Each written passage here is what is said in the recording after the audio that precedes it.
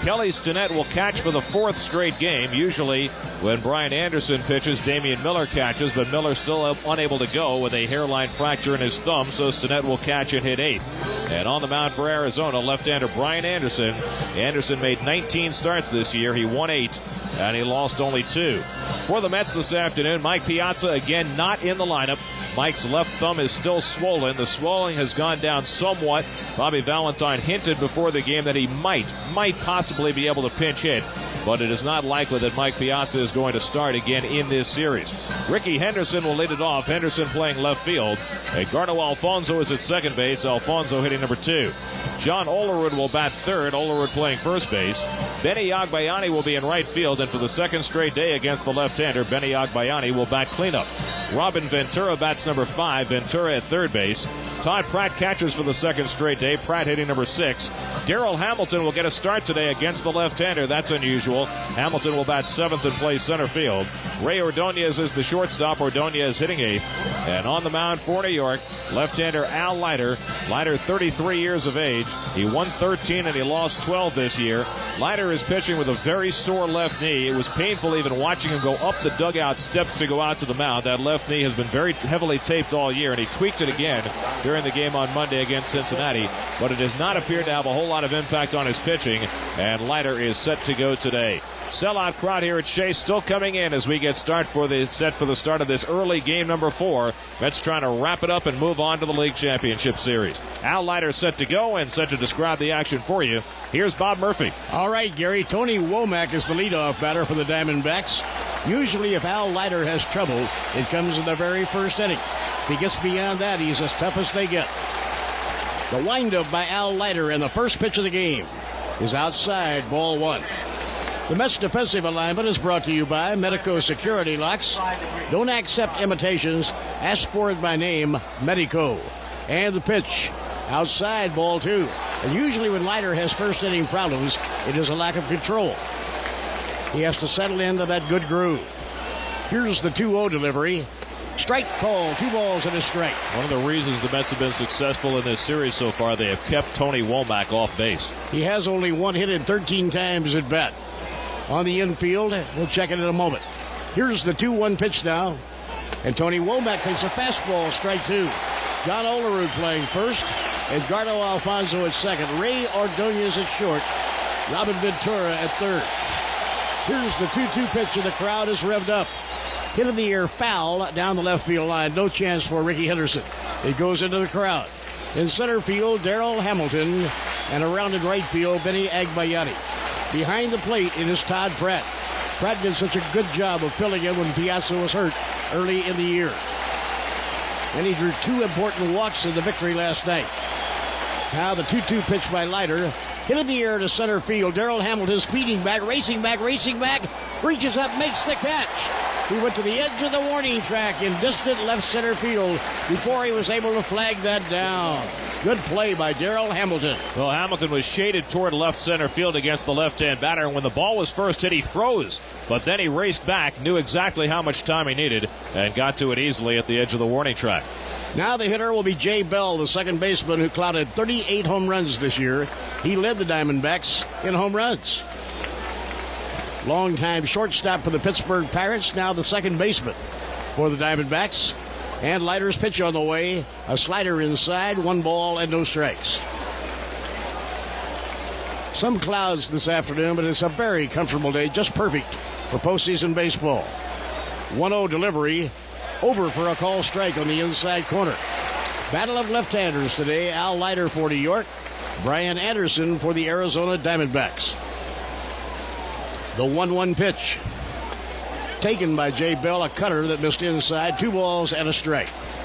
Leiter will use that cut fastball to a keen advantage, running it in on the right-hand batters. Here's the 2-1 pitch. Swing and a miss. 2 balls and 2 strikes. Mookie Wilson and Keith Hernandez threw out the ceremonial first ball here this afternoon. Another great Mets favorite, Rusty Staub, is on hand. The 2-2 pitch. Foul ball hit down the third baseline. That's out of play. Brian Butterfield coaching at third. Dwayne Murphy on the coaching lines at first. The only other team to come from 2 games down to win a division series, the Seattle Mariners, who came back to beat Bucky Showalter's New York Yankees. They lost the first 2 games and then won 3 at Seattle. 2-2 the count on Jay Bell. Todd Pratt providing a target. Swing and a foul ball. He just barely got a piece of that. So Jay Bell stays alive. We are just underway. 1 out and nobody on, top of the first inning. If the Mets can win today, they will advance to the League Championship Series and play either the Atlanta Braves or the Houston Astros. But first, they must win a very big ball game here at Shea Stadium. Crowd beginning to yell, "Let's go Mets." Leiter with a count of 2-2 on Jay Bell. Now the veteran left-hander nods in agreement. And Jay Bell asks for time and steps out. Jerry Davis is the plate umpire this afternoon. Now waiting on a 2-2 pitch. Inside ball 3, full count 3-2. The umpire at first base is the senior umpire and the crew chief, Bruce Frebby. Jerry Meals at second, Mike Winters at third. Out of the foul lies Rich Rieger. Inside ball 4 on 3-2. Al Leiter lost him. So going down to first now is Jay Bell. 1 out and 1 on, and the hitter coming up had a sensational year, Luis Gonzalez. Gonzalez had a 30-game hit streak. He also had other hit streaks of 10 games or more. So it was a dynamite year for Luis Gonzalez. So far in the playoffs, he has 2 hits in 7 times at bat.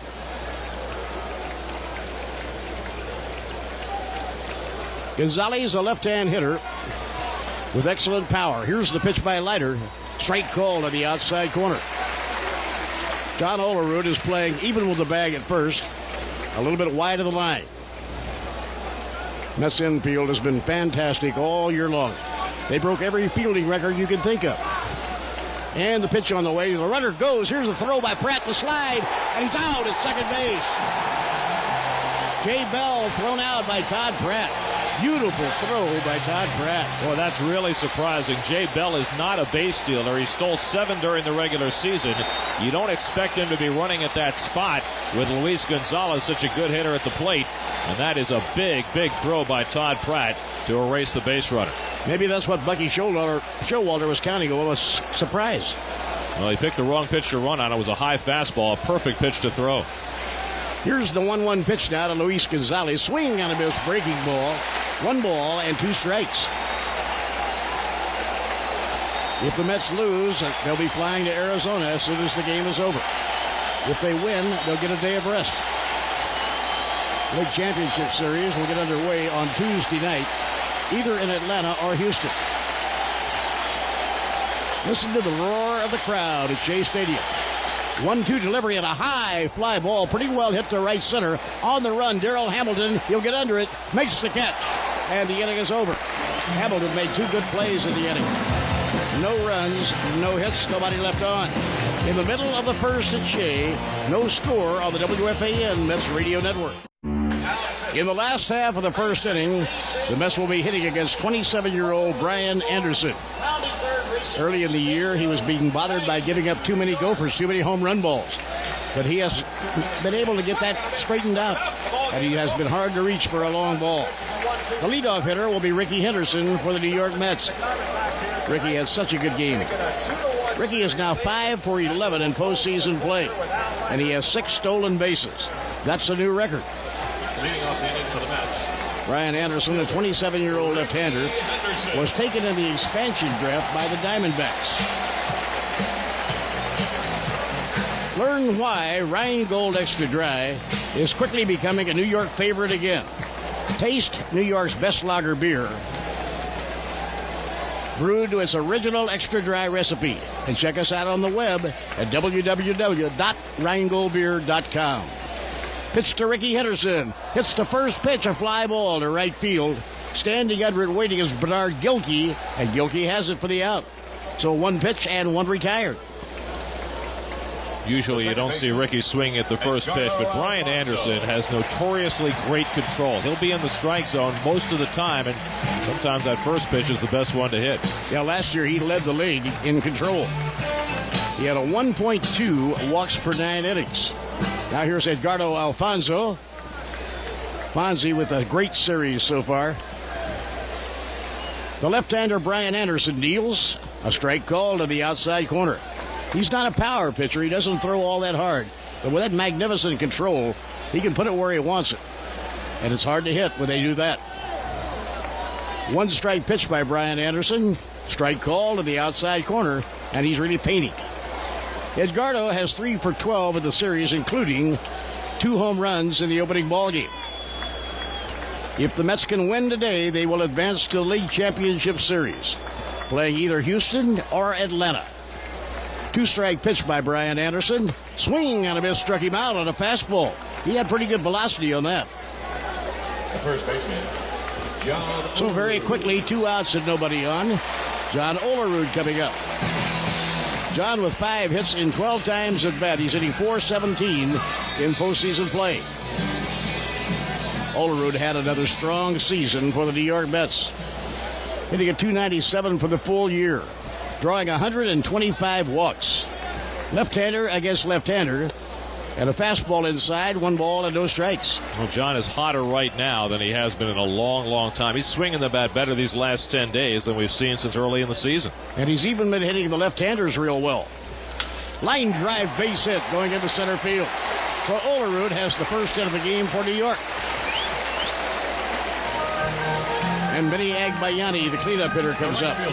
Normally, this would be Mike Piazza, but unfortunately for the Mets, Piazza has a swollen thumb and just can't play right now. Bobby Valentine is hoping that by tomorrow he'll be a lot better. Bobby kind of hinted that if he had to, he might be able to use him to pinch hit late in the ballgame. The Atlanta Braves have the early lead in the Astrodome, leading Houston 1-0. Sacrifice fly by Chipper Jones knocks the run in. Benny Agbayani looks it over. It's just outside, ball 1. You kind of get the feeling the Astros had their shot yesterday. They may not get another shot. That's very possible. Boy, the Braves won a game they had no license to win yesterday. Ryan Jordan knocked in all 5 runs in a 5-3 victory. Now Agbayani waiting, and that is swung and hit foul down the right field line. It's out of play.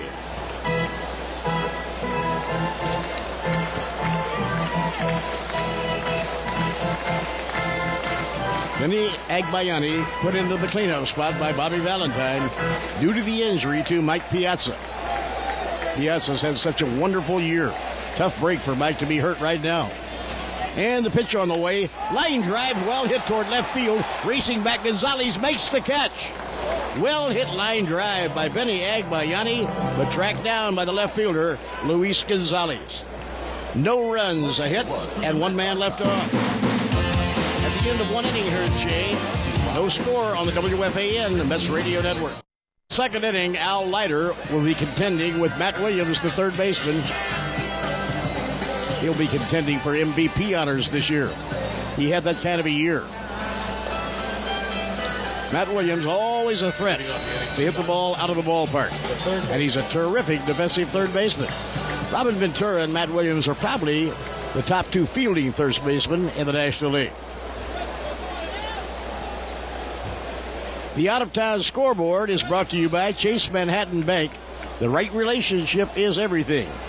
There's one huge game to follow this afternoon. The Braves and the Astros playing in the Astrodome. John Smoltz pitching against Shane Reynolds. Atlanta got a run in the first inning. And Leiter's fastball is outside, 1 ball and no strikes. Tonight the Yankees are in Texas playing the Rangers. Roger Clemens will start against Esteban Loaiza. The 1-0 delivery. Swing and a high pop-up behind the plate. Todd Pratt may have a play. No, he will not. It'll disappear into the crowd. At 4 o'clock, Cleveland will be at Fenway Park playing the Red Sox. Dave Verbo will pitch for Cleveland, and Ramon Martinez, Pedro's older brother, will be taking the start. There is a chance there could be no baseball tomorrow. 4 teams have a chance to wrap it up today. They sure do. The 1-1 pitch now to Matt Williams. Ground ball hit hard to third. Stabbed by Robin Ventura. The long throw got him. 1 man down. first baseman, already. Greg Colburn. The Diamondbacks have hit 3 balls very hard. In the first inning, Womack hit the ball a long way, and it was also hit hard by Luis Gonzalez. 1 out and nobody on. Here is Greg Colburn. He's the first baseman when a left-hander starts against the D-backs. Arizona won 100 games this year, in only their second year in the National League. And the pitch by Al Leiter. Strike call to the inside corner. Imagine that in your second year in the league, an expansion team, and you win 100 games. Expansion ain't what it used to be. Sure isn't. They wanted going away. The Giants were 14 games back. Swinging on a foul ball, hit over toward the visiting dugout. Look out, guys. Spending big bucks does not guarantee you success. Just look at the Dodgers and the Orioles. But if you have big money to spend, and the Arizona Diamondbacks did, you can certainly build yourself a team in a hurry. Go out and get top-notch pitching. That gives you respect in a real hurry. The 2-strike pitch by Al Leiter. Off the outside corner with a fastball, 1-2. But when a second-year team can bring in a Randy Johnson and a Todd Stottlemyre and Armando Reynoso, they've added so many big names and so many good players. It was inevitable they would have a good season, but they have really had a terrific year. Yeah, they've got it all going. They've got the pitching and they've got the hitting. And the pitch on the way, a breaking ball low inside. 2 balls and 2 strikes to the first baseman, Greg Colburn. On deck is Steve Finley, the center fielder. Finley has been a standout of this series so far.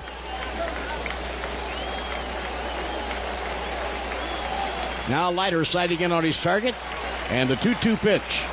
Ground ball foul down the third baseline off his foot. So he jumps around a little bit. That is painful. Count 2-2 on Greg Colburn. The last 2 years, Colburn was with the Atlanta Braves at the end of the year. So he knows playoff pressure. Brian Butterfield coaching at third. Dwayne Murphy on the lines at first base. No score. We are now in the top of the second inning. 1 out and nobody on. Colburn is a strong hitter. Right-hand batter waiting on Al Leiter. And the 2-2 pitch. Swing and a miss. Nope, fouled it off. I'm sorry. Just barely got the bat on that. So the count is still 2-2. Plate umpire Jerry Davis will look the ball over. Provides Al Leiter with a new baseball. Last night, 56,000 were here at Shea Stadium for the victory. 56,180. Crowd this afternoon should be about the same. Colburn gets a visit from the trainer. He's already fouled the ball off his foot and off his knee during this time at bat. Colburn says, turn around, go back to the dugout. I'm okay.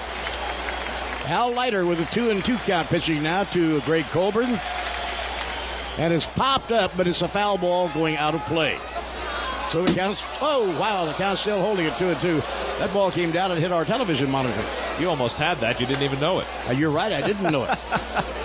I heard that loud noise when it struck the monitor. We have an overhang. That ball came out of nowhere and hit the monitor.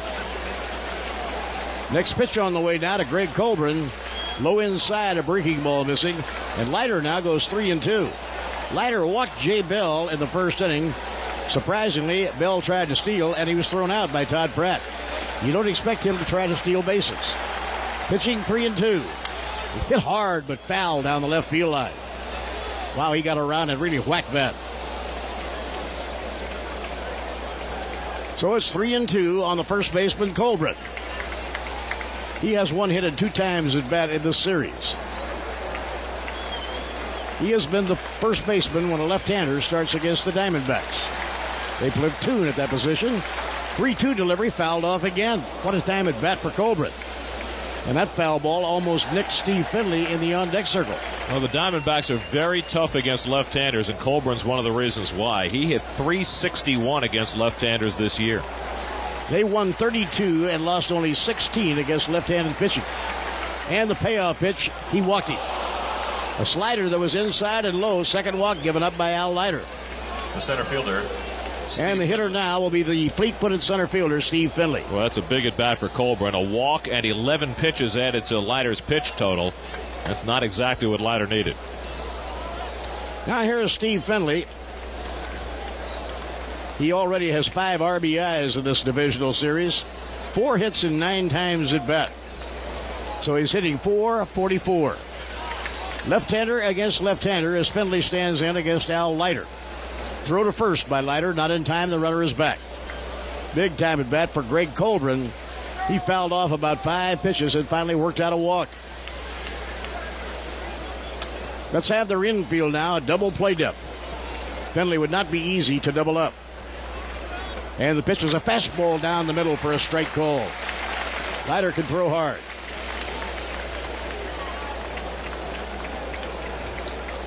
Ray Ordonez shades a step over towards second base. Edgardo Alfonso about straight away on the right side of the infield. The pitch by Leiter, that just missed. 1 ball and 1 strike. Veteran umpire Jerry Davis has the important assignment behind the plate here this afternoon. Atlanta has a 1-0 lead over Houston. They're now in the second inning. The 1-1 pitch. Breaking ball strike. 1 ball and 2 strikes. Good hook thrown by Al Leiter. Waiting on deck now is Bernard Gilkey, the former New York Met. Gilkey had a career season while with the New York Mets.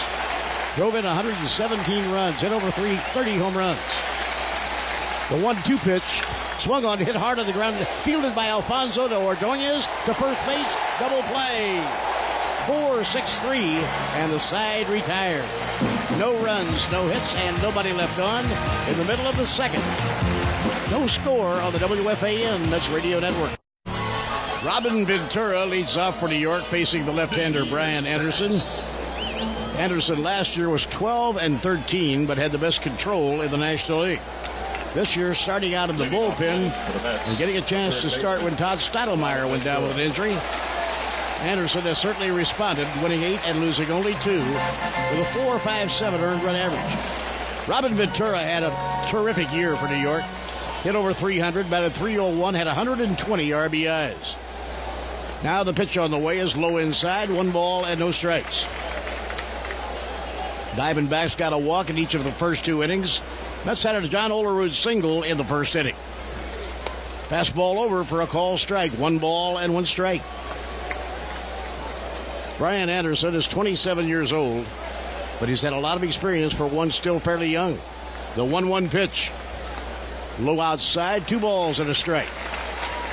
The Arizona Diamondbacks have not 1 but 3 left-handed starters, and they're all good ones, led by, of course, by Randy Johnson. The other is Omar Dahl. The 2-1 pitch, he pops this up into shallow left field. Calling is Luis Gonzalez. He's under it waiting, and he has it for the out.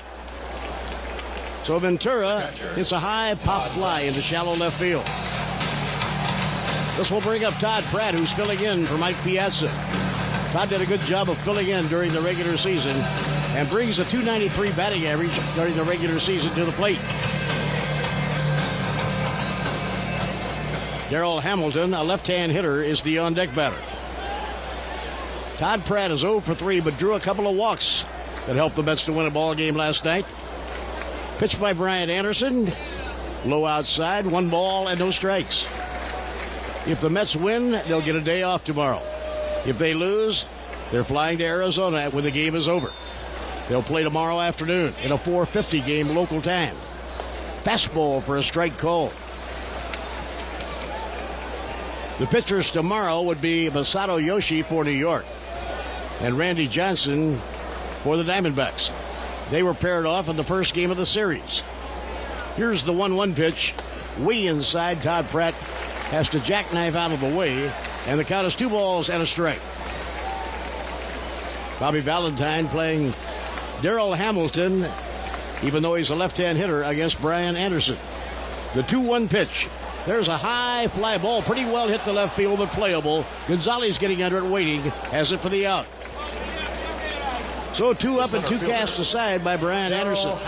And he looks like he's going to be tough. Here comes Darrell Hamilton. Anderson has always been very much a fly ball pitcher, and he's operating true to form so far in this game.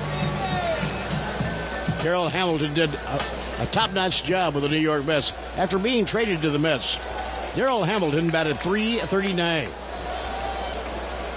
Here's the pitch on the way by the left-hander, a fastball strike on the inside corner. Hamilton with 1 hit in 5 times at bat in this series.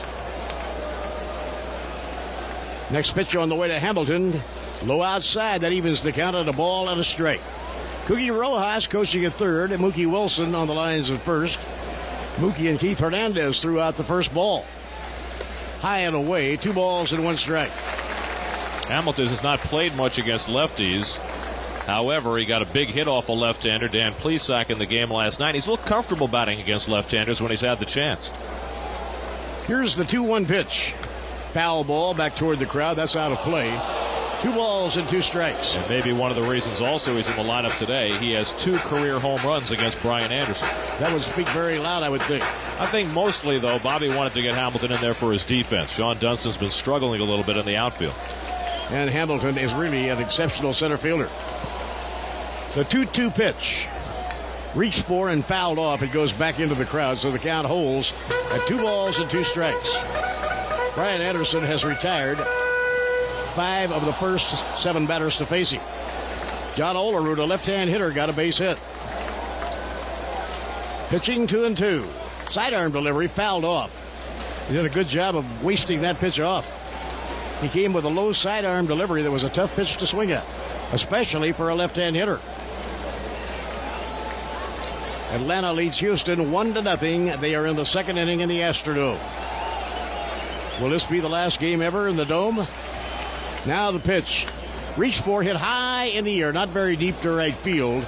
Bernard Gilkey standing there, makes the catch, and the inning is over. So the Mets are out 1-2-3 in their half of the 2nd inning. At the end of 2 innings, no score on the WFAN Mets Radio Network. We go to the 3rd inning now at jam-packed Shea Stadium. And up for the Diamondbacks, former Met Bernard Gilkey.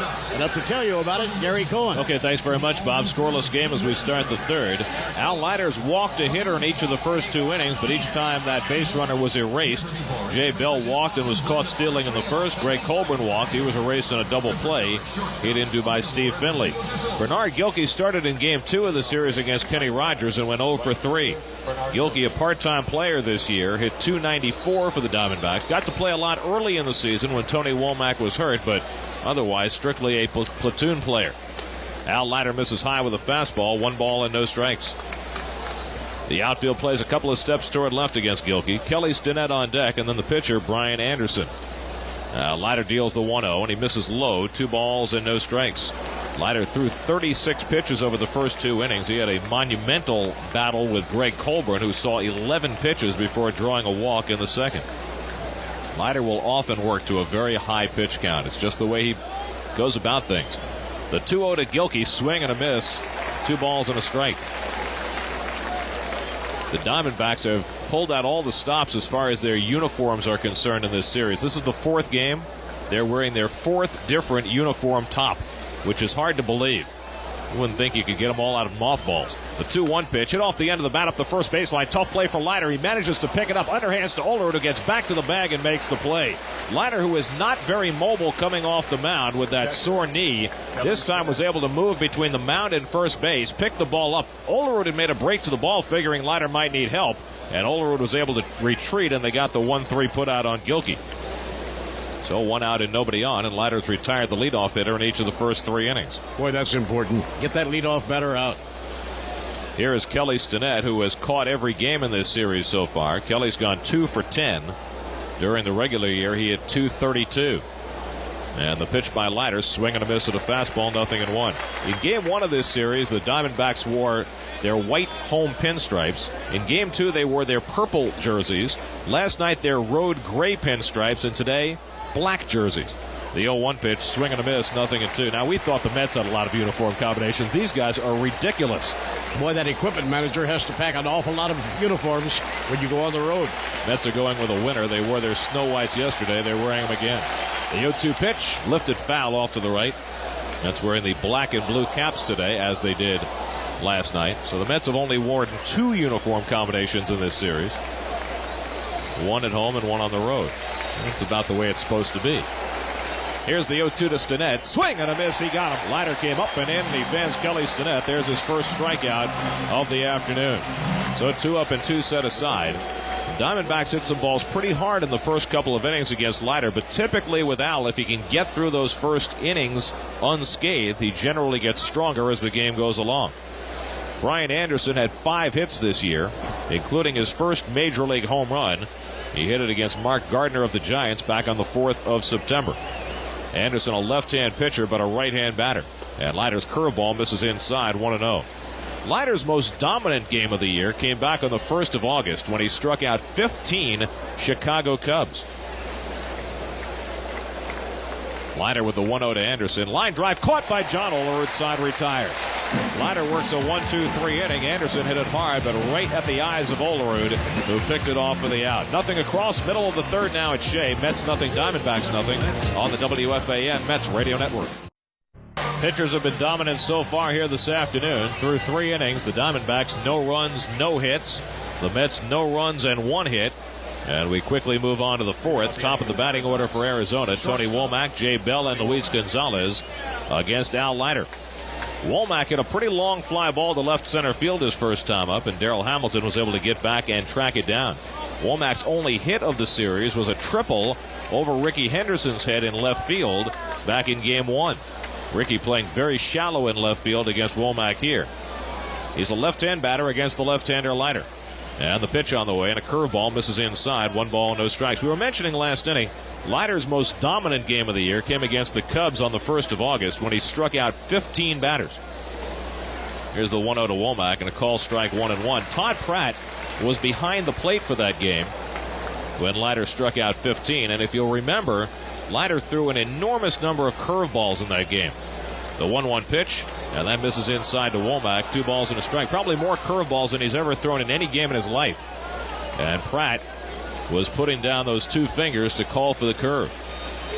Now Leiter's 2-1 to Womack, and he misses in tight ball 3. So Leiter creating a problem for himself here. You don't want to be walking Tony Womack, the league's leading base stealer.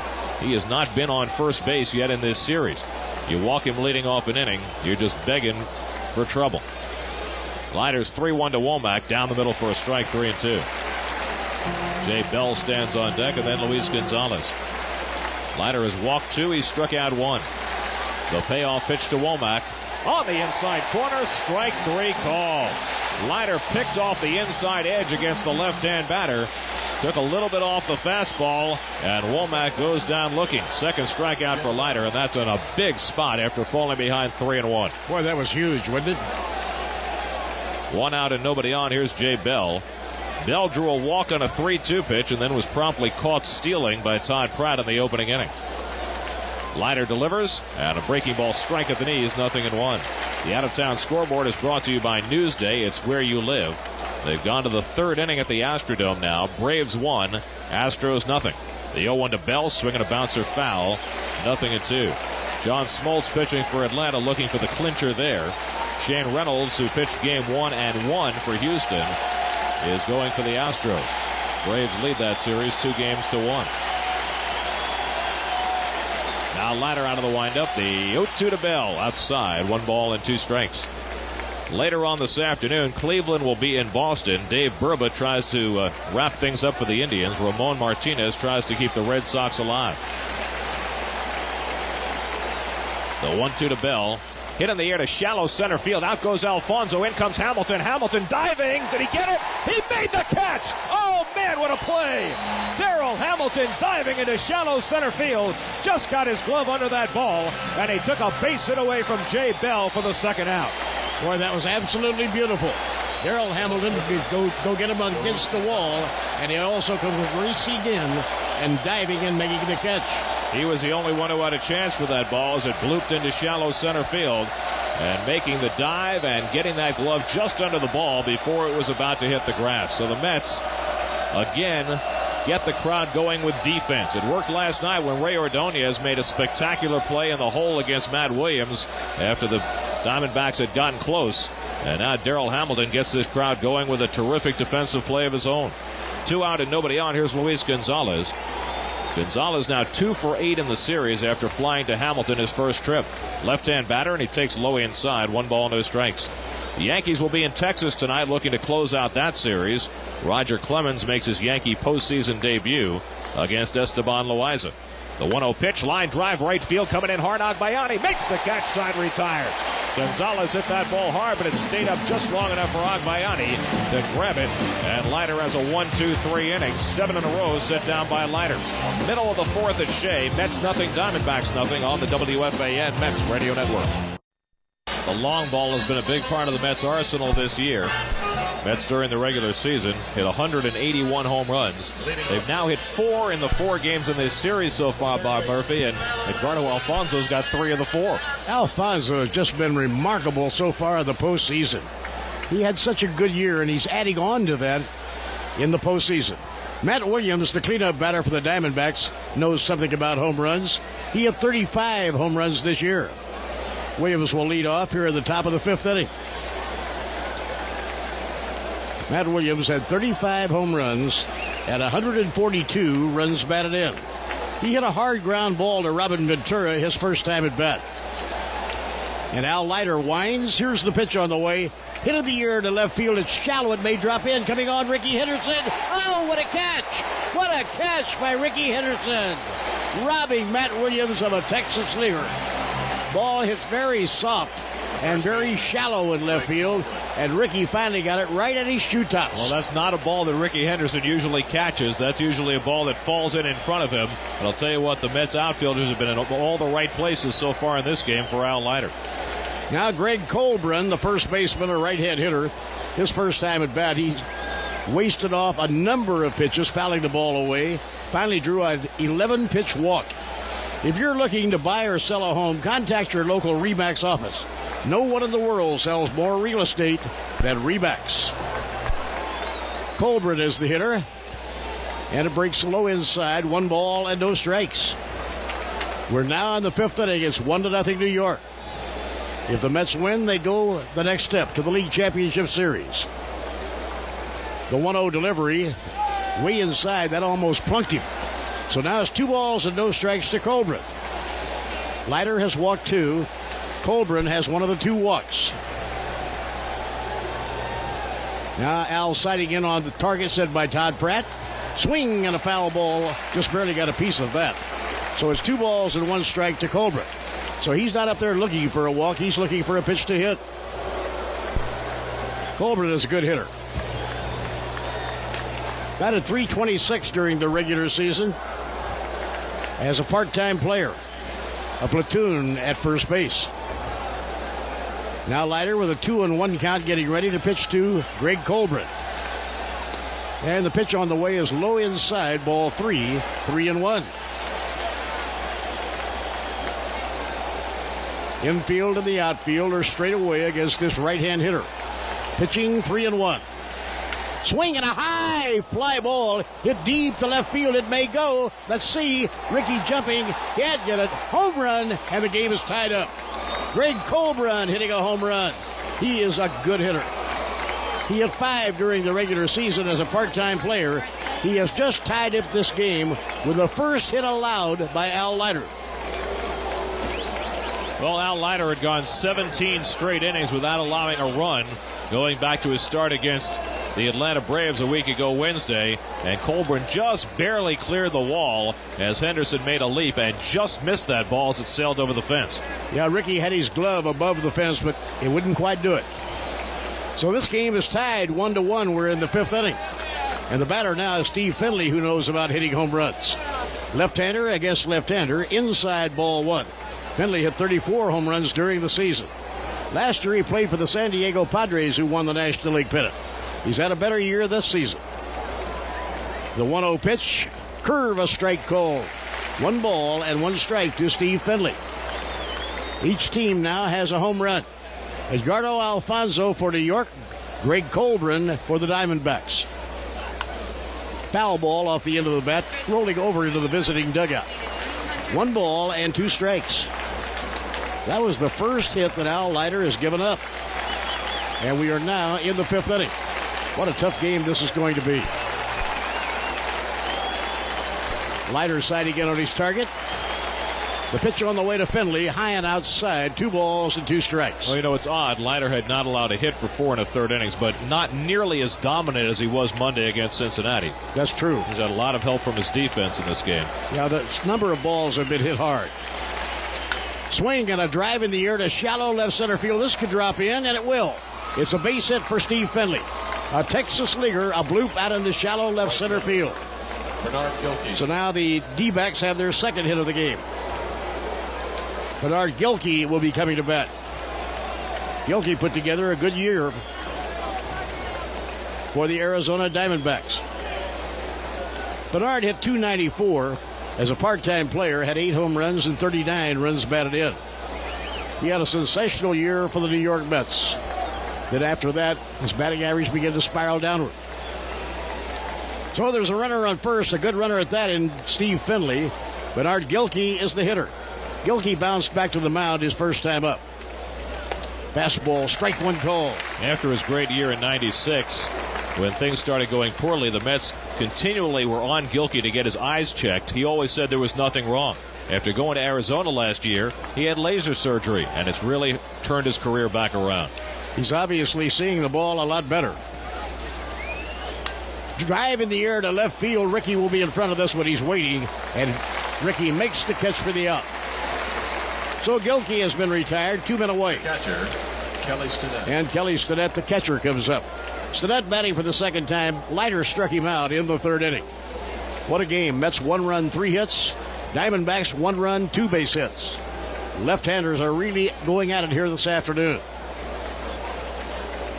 Al Leiter has never beaten the Diamondbacks. Lifetime he's 0-2 against Arizona. Pitch to Kelly Stinnett. Swing and a miss, strike one. That was really in on him, a cutter. Kelly Stinnett now steps out of the batter's box. 1-1, top of the 5th inning. Jam-packed Shea Stadium. The infield and the outfield have the defense set straight away. Swing and a foul ball back to the screen, strike 2. So now Leiter has a 2-strike advantage. Greg Colburn with 1 swing of the bat tied the game up. Now listen to the roar of the crowd. Many are standing, trying to encourage and help Al Leiter to strike out the opposing hitter. Now Leiter makes the 1-second stop. And the pitch on the way. He struck him out swinging. Stinnett goes down. In the inning, 1 run, 2 hits, and 1 man left on base. So we've come halfway, midway in the 5th inning. The Mets won and the Diamondbacks won on the WFAN Mets Radio Network. 1-1, last half of the 5th inning. Darrell Hamilton, who batted .339 after joining the New York Mets, will be the first hitter up, followed by Ray Ordonez and then Al Leiter. It's time for the U.S. Airways home run flyaway inning. Today's contestant, Gene Dunn from East Haven, Connecticut. If a Met hits a home run of this inning, Gene will receive 2 tickets to anywhere U.S. Airways flies in the continental U.S. Hamilton flied to right his first time at bat. Brian Anderson, the left-hander, pitches. Outside and low with a breaking ball. 1 ball and no strikes. Mets have 3 hits. The Diamondbacks have 2. That's how strong the pitching has been. And a fastball strike on the outside corner. 1 ball and 1 strike. Darrell Hamilton, even though he's a left-hand hitter, put in the lineup today by manager Bobby Valentine. Swing and a ground ball hit to shortstop. Bobbled by Womack, but recovers. Throws to first in time for the out. He bobbled it just for an instant. Boy, Womack got lucky that time. The ball hit his glove and caromed off. And fortunately for him, it caromed right into his bare hand. So he had plenty of time to go ahead and make the play. 1 out and the base is empty. Here comes Ray Ordonez. Ray has been very good in the postseason series. Today, he flied to center, his only time at bat. Ray Ordonez wound up driving in 60 runs during the regular season. Fastball over for a call strike. Last year, only 42 RBI, so you see the improvement in Ray Ordonez. He has a lot more discipline as a hitter now than he used to have. The 1-strike pitch hit foul back into the crowd, no play. So a 2-strike count on Ray Ordonez. The winner goes on and the loser goes home after today. Unless the Mets lose, they go to Arizona and play crucial Game 5. That would be tomorrow afternoon, late afternoon. Actually, New York time, about 8 o'clock. And it's blowing outside now. 1 ball, 2 strikes to Ray Ordonez. A 5th game tomorrow would start at 4:50 in Phoenix. That would be 7:50 in New York. The 1-2 pitch. Swung on, popped up foul. That'll come back in the crowd. No play. If we have a Game 5 tomorrow, Randy Johnson will pitch against Masato Yoshi. They were the pairing in the first game of the series. Mets won that game by beating Randy Johnson 8-4 as Edgardo Alfonso hit 2 home runs. Now the pitch coming to Ray Ordonez. Strike 3 called. A fastball of the inside corner. So Brian Anderson is a tough left-hander. He's mowing him down. Al Leiter. That's strikeout number 3 for Brian Anderson. And what chance would an Al Leiter have against this left-hander? Leiter was struck out in the 3rd inning. He doesn't figure to do very well against this southpaw. Fastball strike on the outside corner. Al Leiter looking for his postseason base hit here. And the pitch thrown. A swing and a miss. A wild swing. And a breaking ball thrown by Brian Anderson. Al Leiter did help himself during the regular season with a couple of key hits. And the pitch on the way is high and outside. 1 ball, 2 strikes. Leiter had 6 base hits during the regular season, but a couple of big doubles that knocked runs in. Swing and a foul ball back on the screen. No play. So he made contact. Cookie Rojas coaching at 3rd and Mookie Wilson at 1st. 1-2 the count on the batter Al Leiter. Swing and a miss. He struck him out. 4 strikeouts now for Brian Anderson. Retires the side. Nothing across the board for the New York Mets. At the end of 5 innings at Shea Stadium, the Mets won and the Diamondbacks won on the WFAN Mets Radio Network. This fast-moving game moves along to the bottom of the 6th inning. The Mets and Diamondbacks tied 1-1. The Mets will have the top of the batting order up against Brian Anderson in the last of the 6th. Before Ricky Henderson leads off, we'll pause for station identification on the WFAN Mets Radio Network. 3rd quarter, top-ranked Florida State leads Miami 24-21. Listen to Imus in the morning, weekdays 5:30 until 10, and Mike and the Mad Dog from 1 until 6 on WFAN New York. Gary Cohen, Bob Murphy with you from Shea Stadium in New York. We go to the bottom of the 6th inning. The Mets and Diamondbacks tied 1-1. Ricky Henderson leads off against Brian Anderson. Ricky 0 for 2 today. And the left-hander deals. Fastball strike on the outside corner, 0-1. And it appears as though Brian Anderson has thrown a first pitch strike just about every batter he's faced. That's his M.O. Anderson throws strikes. The 0-1 to Henderson, just off the outside corner. 1 ball, 1 strike. Ricky 5 for 13 in this series, and boy, would the Mets love to get him on. There's been only 1 leadoff batter reach in this entire game, and that was Alfonso's home run in the 4th. Every other leadoff batter on both sides has been retired. The 1-1, fastball strike on the inside corner. Anderson working both sides of the plate, and now he's ahead on Ricky. 1 ball, 2 strikes, with Alfonso standing on deck. The Mets have had 3 hits. The Diamondbacks have had 2. Meanwhile, they've gone to the bottom of the 5th now in Houston. It's still the Braves 2 and the Astros nothing. Mets and Braves trying to wrap things up this afternoon. 1-2 to Henderson off the outside corner, and it's even on Ricky. 2 balls and 2 strikes. I guess if anybody in the world could work out a walk from Brian Anderson, it would be Ricky Henderson. It would be about the only one. Anderson has gone to 1 3-ball count the whole afternoon. The 2-2 to Henderson, swinging a foul straight back. And he hangs in there at 2-2. Anderson pitches from the extreme third base side of the rubber, much the way Kenny Rogers does. That toe, as that left foot makes contact with the rubber, is almost on the corner, all the way on the third base side. The 2-2 to Henderson, changeup hit foul up the first base side down past Mookie Wilson. And if nothing else, Ricky is finally making Anderson work. Brian Anderson had thrown only 64 pitches over the first 5 innings, so he has not had to expend a lot of effort out there. It's a perfect afternoon for pitching. It's not particularly hot. Cloudy skies. Temperature in the upper 60s. Here's the wind by the left-hander. 2-2 to Henderson. Hit foul again. Back to our right and into the press level.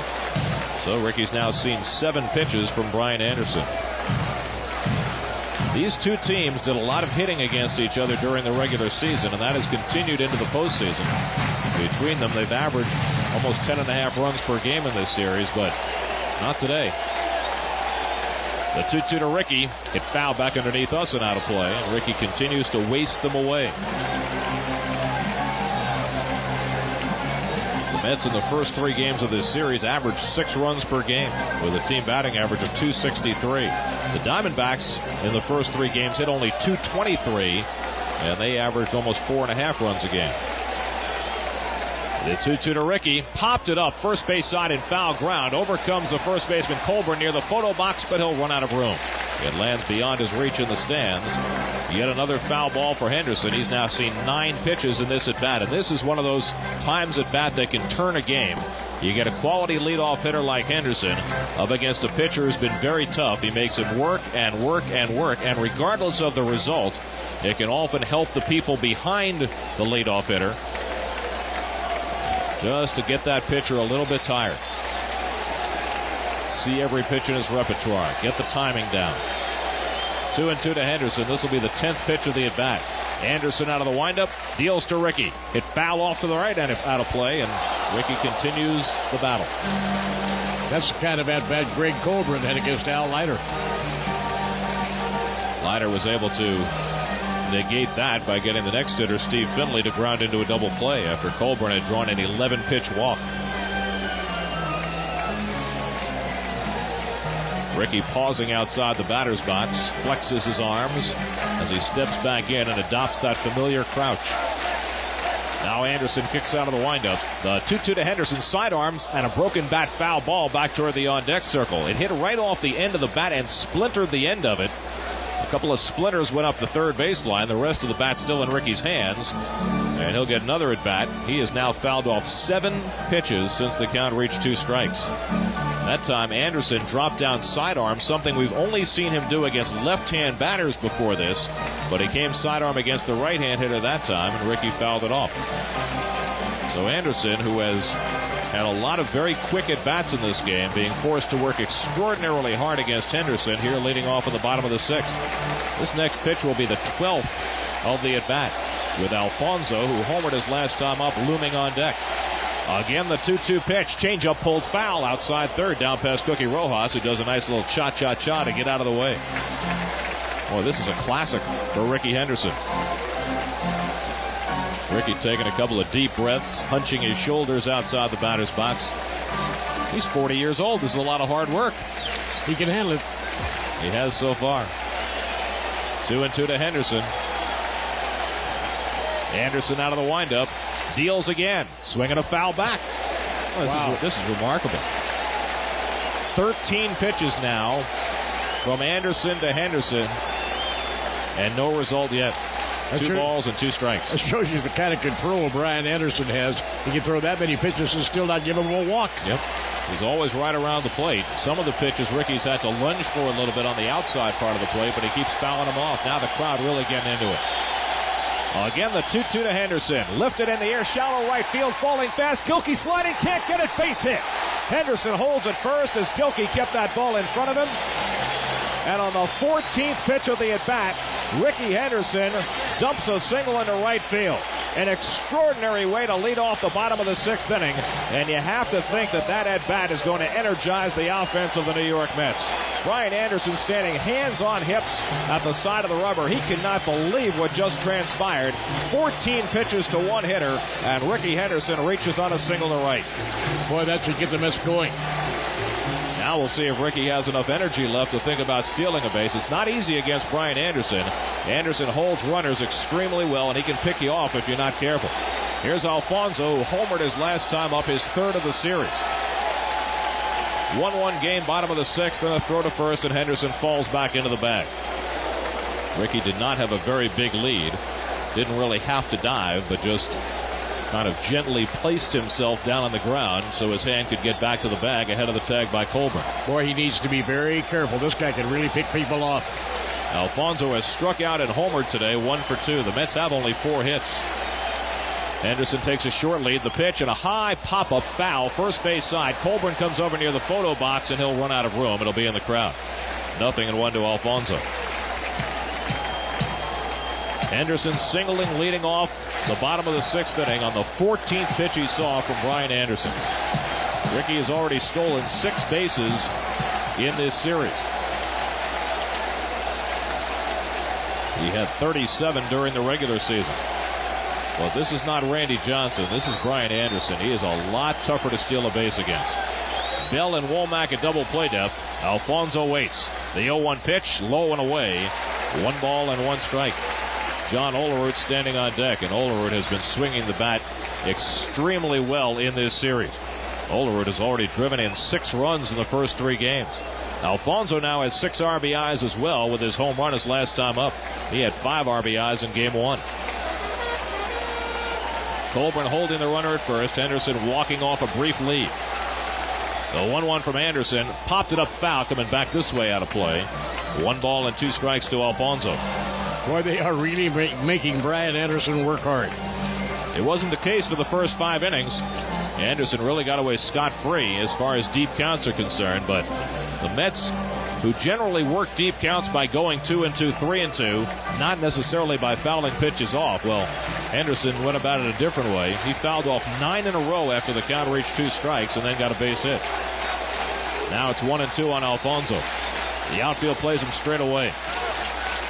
Anderson's 1-2 pitch and a high pop-up. That'll be playable on the infield. Coming in from third base is Williams toward home plate making the call, and Williams makes the catch.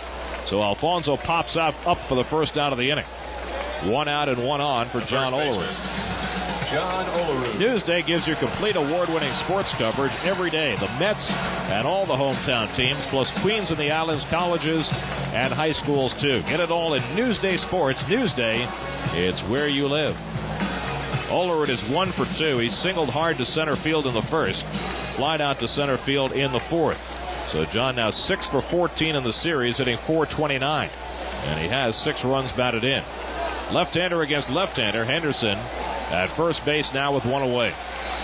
In center field, Finley, a strider 2 toward left center. The pitch to Olerud. Check swing, call strike, 0-1. Olerud's done well over the years against Brian Anderson. Faced him a lot in the American League, including this game. John now has 7 hits in 17 career at-bats, over 400 against Anderson.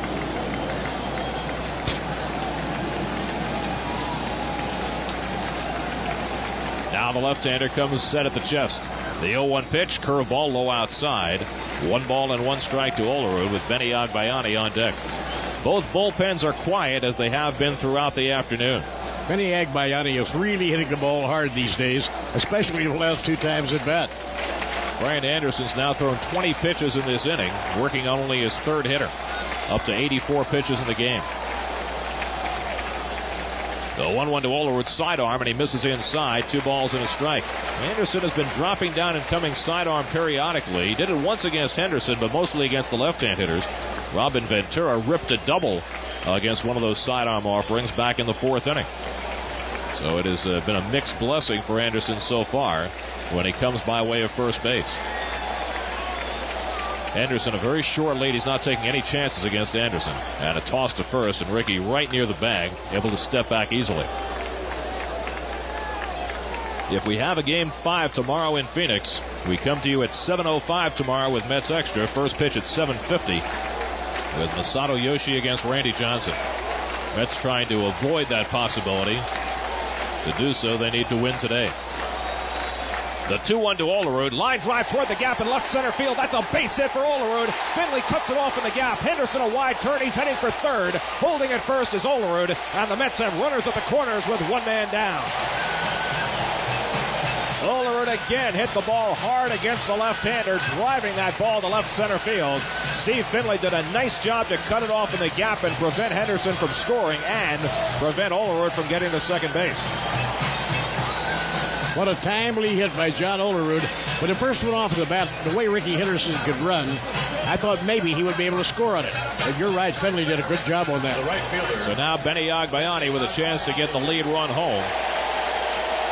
All it would take would be a fly ball to the outfield. Remember, we were talking about this last night.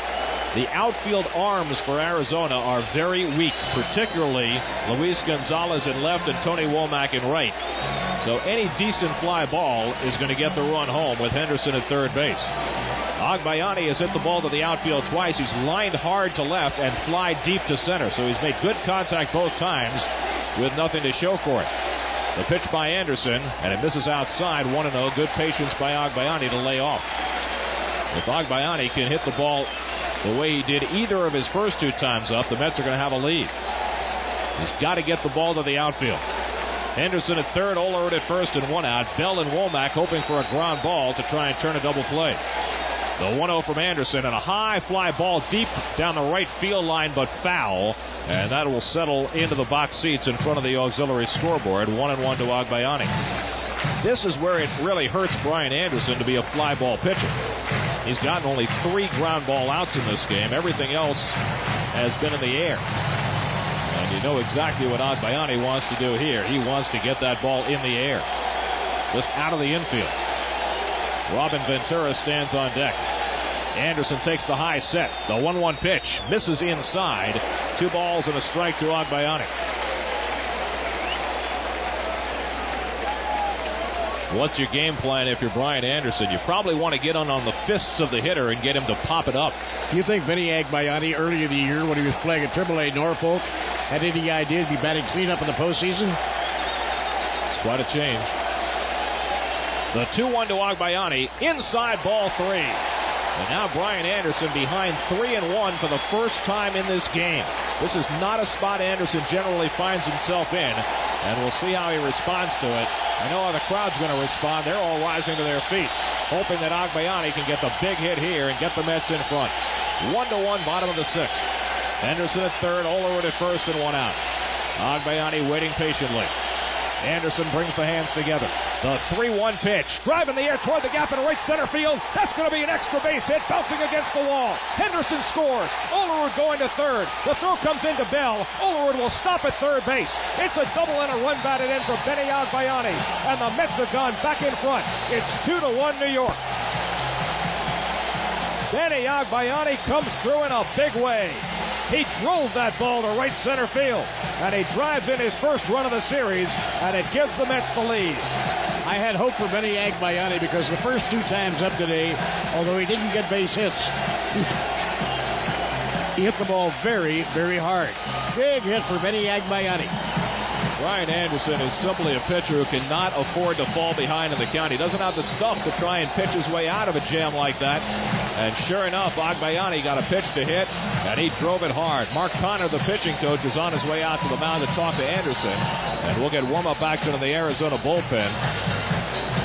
There's no tomorrow for the Diamondbacks, and they get their setup man, Greg Olson, up here in the 6th inning. Olson, who usually works in the 8th, getting up early here. Buck Showalter can't afford to let this game get away, because if the Mets win, the Diamondbacks season is over. Now another crucial spot. If they can get a base hit here with 2 minutes scoring position, they have a reasonably comfortable lead. And you figure they're going to pitch to Robin Ventura with first base open with a left-hander in the game. It would be surprising if they walk Ventura in this spot, although they certainly could do that and set up the double play with Pratt. Last time up, Ventura hit the sidearm delivery from Anderson and ripped it down the right field line for a 2-base hit. And they will pitch to Robin. The infield will play halfway at second and short. Olerud a slow runner at third. Agbayani pretty good wheels at second. The pitch to Ventura, and a call strike on the outside corner from Anderson, 0-1. So this is an enormous spot in this ball game.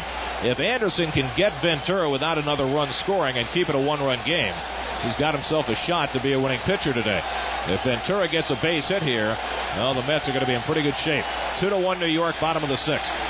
Runners lead at second and third. The 0-1 pitch, outside and low, and a good stop by Stinnett, stopping that slider in the dirt and preventing a wild pitch. 1 ball, 1 strike. See, the Braves have added another run. They now have a 3-0 lead over Houston. That run coming in on a base hit by Andrew Jones. Chris Holt has now relieved Shane Reynolds for the Astros. 3-0 Atlanta in the 6th. 1-1 to Ventura.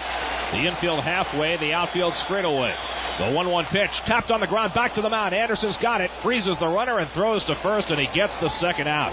Well, that's a huge out for Brian Anderson. He got Ventura lunging at a slider, and he had a weak comebacker, and the runners had to hold. Now it's going to take a 2-out hit from Todd Pratt, and let's see whether they pitch to Pratt or walk him and bring up the left-hand batter, Darrell Hamilton. Stinnett looks into the dugout to see what Buck Showalter wants him to do. Pratt today is 0 for 2. He's flied to left and got robbed of a base hit on a beautiful play in the hole by Tony Womack, who threw him out in the fourth. And it looks like they will pitch to Pratt, who has gone 0 for 5 in this series so far. Olerud at third, Agbayani at second. Now there are 2 out. The infield is back. The pitch and a fly ball foul down the right field line. That'll go in the crowd. 0-1 to Todd Pratt. Ricky Henderson set the tone for the inning. On the 14th pitch of the at-bat, he singled into right field. Alfonso popped up, but Olerud singled to left center, and Agbayani doubled to right center to drive in a run. But the Mets will be a little disappointed if they don't get anything else home here. They had second and third and 1 out. Ventura has been retired, and now it's left to Pratt.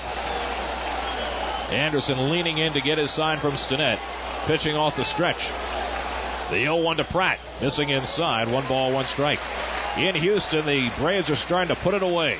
A 2-run single by Eddie Perez. The Braves have 3 runs home in the 6th inning, and they now lead it 5-0.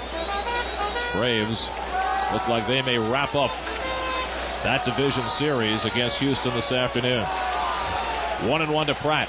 Anderson delivers. Ground ball left side, grabbed by Williams. He's got it. Tosses to first in time, and the side retired. And Anderson does a great job getting out of further trouble. But the Mets take the lead on Benny Agbayani's big 2-base hit.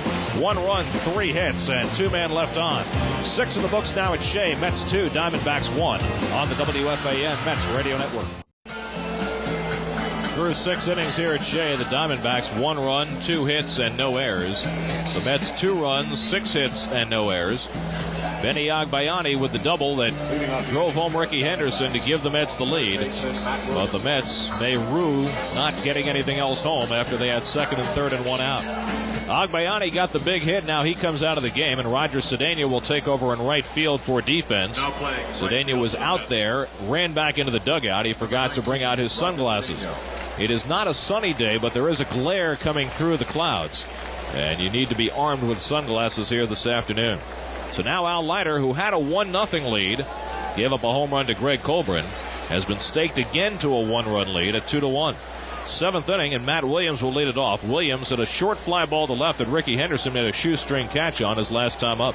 Williams 0 for 2. The pitch by Leiter, and he misses outside. 1 ball and no strikes. Williams is 5 for 14 in the series and does not have a run batted in. The infield spread out. The outfield a couple of strides toward left against the slugger, Matt Williams. The 1-0 pitch, swing and a miss at a changeup. 1 ball and 1 strike. Greg Colburn is on deck, and then Steve Finley here in the top of the 7th inning. Leiter, over his last 19 innings of work, has allowed 1 run and 6 hits.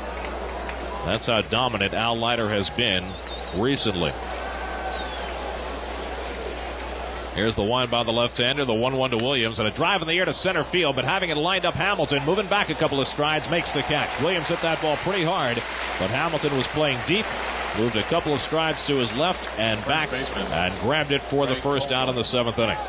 Now here comes Greg Colburn, who's responsible for the only Arizona run. He barely cleared the left field fence beyond a leaping Ricky Henderson for his first postseason home run in the 5th inning. Colburn's been very pesky in this series. He was on base 3 times during his start in Game 2, and he's been on base both times today with a walk and a home run. Colburn, who came up as a catcher with the Montreal Expos, has become a very, very good right-handed platoon first baseman. The pitch by Leiter misses outside, 1-0. Colburn wound up hitting .326 for the Diamondbacks this year. He only had 135 at-bats. Early in the year, Travis Lee was playing first base against left-handers and right-handers, but Lee struggled and wound up losing his job to Rubiel Durazo and Greg Colburn. The 1-0 pitch from Leiter, and a curveball in for a call strike, and a 1-1 count on Greg Colburn with Steve Finley on deck. 2-1 New York. We're now in the 7th inning. It's been a tremendous pitcher's duel this afternoon between Anderson and Leiter. The 1-1 pitch, swing and a foul ball back, and now Leiter ahead on Colburn, 1-2. Leiter has struck out 4, He's walked only 2. The 2 walks came in the first 2 innings of the game. He has also hit a batter. The only hits, the home run by Colburn and a bloop single by Steve Finley. The outfield playing around toward left. The 1-2 pitch misses inside with a cutter. 2 balls and 2 strikes. There have been a number of other balls in this game that could have been hits, and the Mets have played very good outfield defense in this game. The 2-2 to Colburn. Checks his swing. Did he go? They'll look down at first base, and I guess no swing. Leiter says, are you going to check? I guess the home plate umpire said, Jerry Davis said, nope, I know he didn't swing. Colburn barely able to stop the swing on that slider, and now it's 3-2. Now Leiter takes a deep breath, gets a sign from Todd Pratt. Swings into the windup. Here's the payoff to Colburn, and a high fly ball deep left field. Back goes Henderson, back onto the warning track. Henderson back at the wall. He's there, and he makes the catch right at the top of the fence in left field. Colburn almost had another game-tying home run. The first one barely cleared the fence. This one barely stayed in the ballpark. Henderson went right back to the blue fence, reached his glove up, and right at the top edge of the fence, he reeled it in for the second out. Oh, man. Al Leiter, who wears his emotions on his sleeve, exhaling profusely there. Colburn had almost tied the game for a second time. Now there are 2 out and nobody on, and Steve Finley will be the batter. Finley has bounced into a double play and hit a bloop single, one of the 2 Arizona hits in this game. Finley 5 hits and 11 at-bats in the series. He's done well. Left-hander against left-hander. Leiter fires, and it's popped up foul coming back out of play as Pratt gives a look. 0-1. This game is brought to you by OmniPoint, New York's premier 100% digital wireless service. Call 1-800-BUY-OMNI for more details. 2-1 New York, 7th inning. I wonder if Leiter is starting to tire. They're hitting the ball hard now. Well, they have been hitting it for most of the night, most of the day. But he has gotten good outfield defense behind him. Here's the 0-1 pitch to Finley. Ground ball hit to second base. Right at Alfonso. He's got it. Tosses to Olerud, side retired. Leiter works a 1-2-3 inning after his team gave him the lead. A little bit of deep breath along the way, but Leiter gets the job done. Nothing across middle of the 7th at Shea. The Mets 2, the Diamondbacks 1. The 7th inning stretch is brought to you by the New York Racing Association at Belmont Park. The most exciting ride in sports. What a ride. Last of the 7th inning. Mets will send up the lower third of the order, looking to expand on a 2-1 lead against Brian Anderson, who's gone all the way. Mets took the lead in the 6th on Benny Agbayani's RBI double. Had a chance for more, but Anderson really did a great job getting Ventura and Pratt to ground out and stranding 2 in scoring position. Anderson had thrown only 64 pitches over the first 5 innings, but he threw 33 pitches in the 6th, so he's now up to 97 for the game. Darrell Hamilton leads off the home 7th. Hamilton is flied to right and grounded to short. Pitch to the left-hand batter and a call strike on the outside corner. 0-1. Greg Olson continues to warm in the Arizona bullpen as Anderson starts the 7th inning. Ray Ordonez on deck. The 0-1 to Hamilton, looped in the air, shallow left field, but right there is Gonzalez, and Gonzalez makes the catch for the first out. So Hamilton is flied to left, 1 out in the bottom of the 7th. And here comes Ordonez. Ray is flied to center and taking a call third strike, 0 for 2. If you drink Rheingold Extra Dry Lager beer, then you know how good it tastes. Rheingold is brewed exactly the same way it was when Rheingold was #1 in New York. It costs more to make Rheingold, but it's worth it. In Houston, the Braves have upped their lead to 7-0 over Houston, so that series appears to be almost over. A pitch to Ordonez, swing and a miss and a changeup, 0-1. Braves having an easy time after winning Game 3 yesterday. They are routing the Astros in Game 4 with an eye toward getting into the National League Championship Series yet again. The 0-1 pitch to Ordonez, missing outside, 1-1. If the Braves win it, they will open the NLCS at Turner Field on Tuesday night. And the Mets would love to be there to meet them. If the Mets win today, they will be.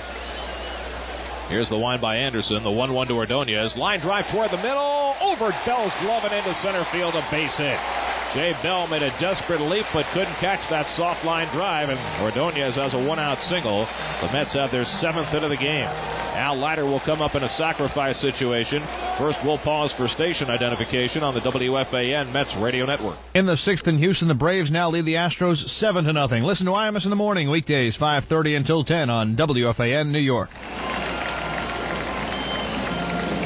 Gary Cohen, Bob Murphy with you from Shea Stadium in New York. We're in the bottom of the 7th inning. The Mets lead the Diamondbacks 2-1. Ray Ordonez has just singled with 1 out, and now Al Leiter comes up against the left-hander Brian Anderson, almost certain to be called upon to sacrifice. Al did not look good in striking out twice in this game. He had 11 sacrifices during the regular season, and Matt Williams comes about 60 feet from home plate and set to charge harder. Leiter gives himself up. Anderson's pitch bunted foul off Stinnett and back. 0-1. Ricky Henderson waiting on deck. Ricky had maybe the most important at-bat in the game, leading off in the 6th inning. He fouled away 9 pitches in a row before singling to right field on the 14th pitch of the at-bat and getting the Mets started. Ricky then came around to score the lead run on a double by Benny Agbayani. Ricky has had himself an enormous series. Leiter again gives himself up. Anderson's sidearm delivery bunted foul. Leiter unable to get the bunt down on the first 2 pitches, but it is nearly certain that he'll be called upon to bunt again here with 2 strikes. Yeah, I certainly think so. Leiter is not a good hitter, and he'll even say himself that his at-bats border on the futile. But if he can just get a bunt down, he will certainly help himself and help his team by getting Ordonez into scoring position for Henderson. Again, Williams way in close at third. And Colburn set to charge from first as he holds Ordonez. Again, Leiter gives himself up, and Anderson throws to first, and Ordonez scrambling back to the bag. Colburn playing a step or 2 toward home plate from the bag, and he retreated to take that throw. The outfield very shallow and toward left against Leiter. Williams still stationed about 60 feet away on the grass at third base. Anderson staring in to get his sign from Stinnett. Leiter again shows bunt. Anderson's 0-2. Bunted in the air, and Anderson will catch it for the out.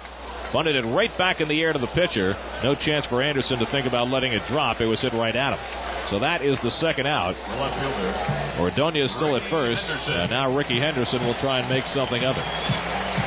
This copyrighted broadcast is presented by the authority of Sterling Doubleday Enterprises solely for the private, non-commercial use of our audience. It may not be reproduced or retransmitted in any form without the express written consent of Sterling Doubleday Enterprises. Henderson 1 for 3 on the day. Had that big single to right and scored the lead run in the 6th inning. Ricky now 6 for 14 in the series. He's hitting at .429. What a 4 games Ricky Henderson has had. Ordonez a short lead at first. The pitch. And a changeup missing outside to Henderson. 1 ball and no strikes. On a day when Brian Anderson was not working deep counts against anybody, Ricky Henderson had the longest turn at bat of all. Later in the inning, Anderson would fall behind Agbayani 3-1, and Benny made no mistake and doubled home the lead run. The 1-0 to Henderson and a high pop-up, shallow right field. Coming in is Bernard Gilkey to settle under it. Gilkey is there, and he makes the catch to retire the side. No runs, 1 hit, and 1 man left. 7 in the books now at Shea. The Mets 2, the Diamondbacks 1 on the WFAN Mets radio network. The Mets would love to avoid a return trip to Phoenix. That would stare them in the face unless they win this game. And it has been a tense battle here at Shea Stadium. The Mets with a 1-run lead as we go to the 8th inning with Bob Murphy. It's about as tough as it gets. So we go to the 8th inning in a 2-1 ball game. Fasten your seatbelts. Bernard Gilkey will lead off against Al Leiter. John Franco is up in the bullpen for the New York Mets. The out-of-town scoreboard is brought to you by New York City Off-Track Betting. At OTB, we've got your number, 1-800-OTB-8118. Bernard Gilkey standing in. Bernard is hitless in 2 times at bat. Leiter has allowed only 2 hits. And a check swing on a breaking ball inside low, 1 ball and no strikes. The Braves are still batting, and they've scored 5 runs in the 6th inning. They now lead Houston 7-0 batting in the 6th inning. Next pitch by Leiter. Swing and a miss. Good breaking ball by Al Leiter.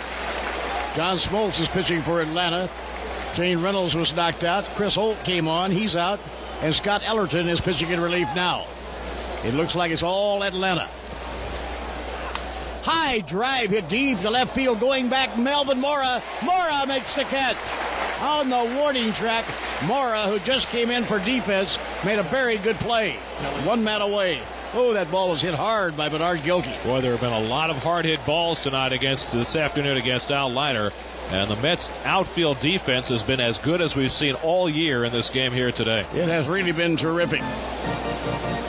Usually it's the infield defense that carries the Mets. The infield's had very little to do. Norman Garcia-Pera will not play for the Red Sox today. Cleveland playing the Red Sox at Fenway Park. Garcia-Pera has that wrist injury. That'll be Dave Burba against Ramon Martinez. In Texas tonight, Roger Clemens will be opposed by Esteban Loaiza. 1 out and nobody on. Kelly Stinnett is the hitter. Kelly has been up twice, been struck out twice. Now the pitch on the way, a strike called at the inside corner. John Franco is staying ready in the Mets bullpen. Mets trying to win a tough 1-run ball game. And a breaking ball in the dirt. 1 ball and 1 strike. Turner Ward has come out on deck now. Turner Ward, as a pinch hitter, belted a 2-run homer. That tied the game. The Mets would go on to win 9-2. The 1-1 pitch. Ground ball hit down to third. Big hop for Robin Ventura. The throw got him. 2 men down. Now Turner Ward will be coming up to pinch hit. He hit a 2-run homer as a pinch hitter last night.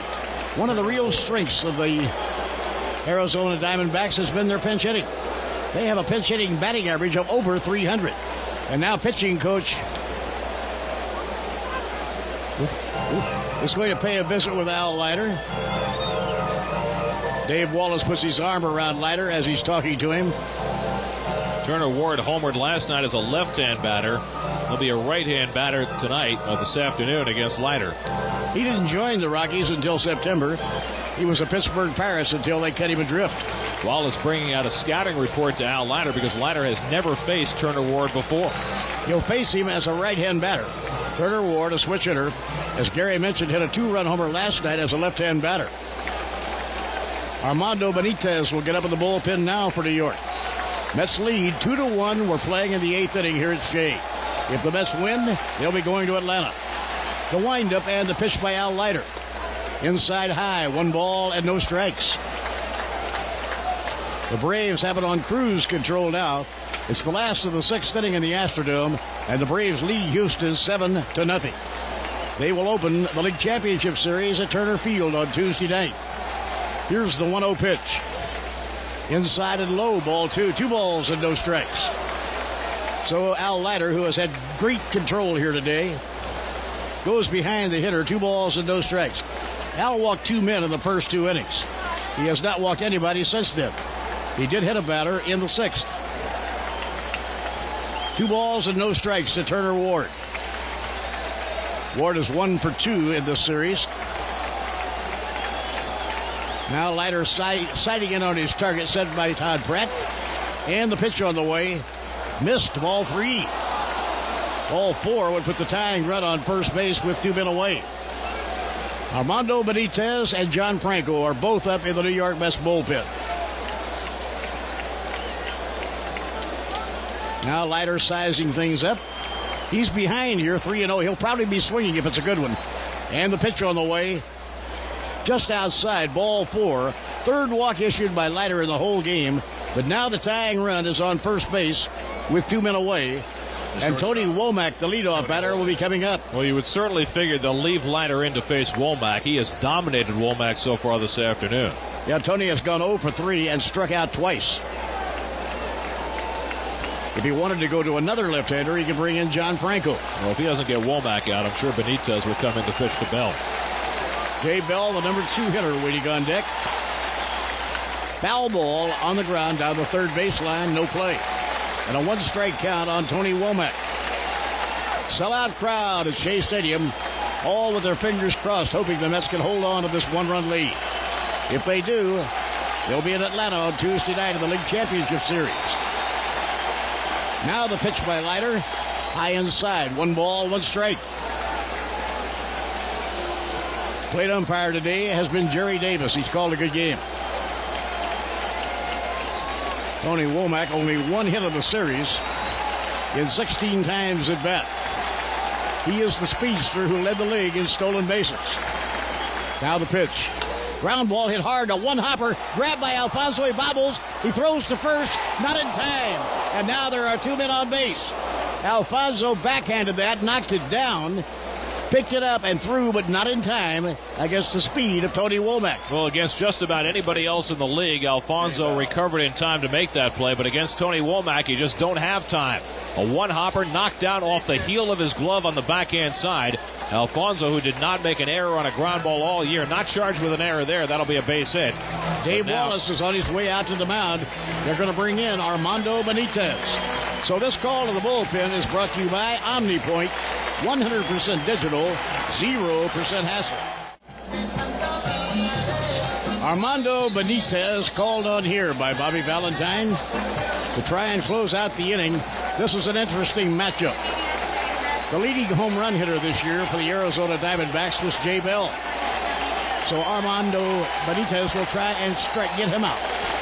Benitez has been remarkable all year. A 1.85 earned run average in 78 innings, 128 strikeouts. And in 78 innings, he's allowed 40 hits.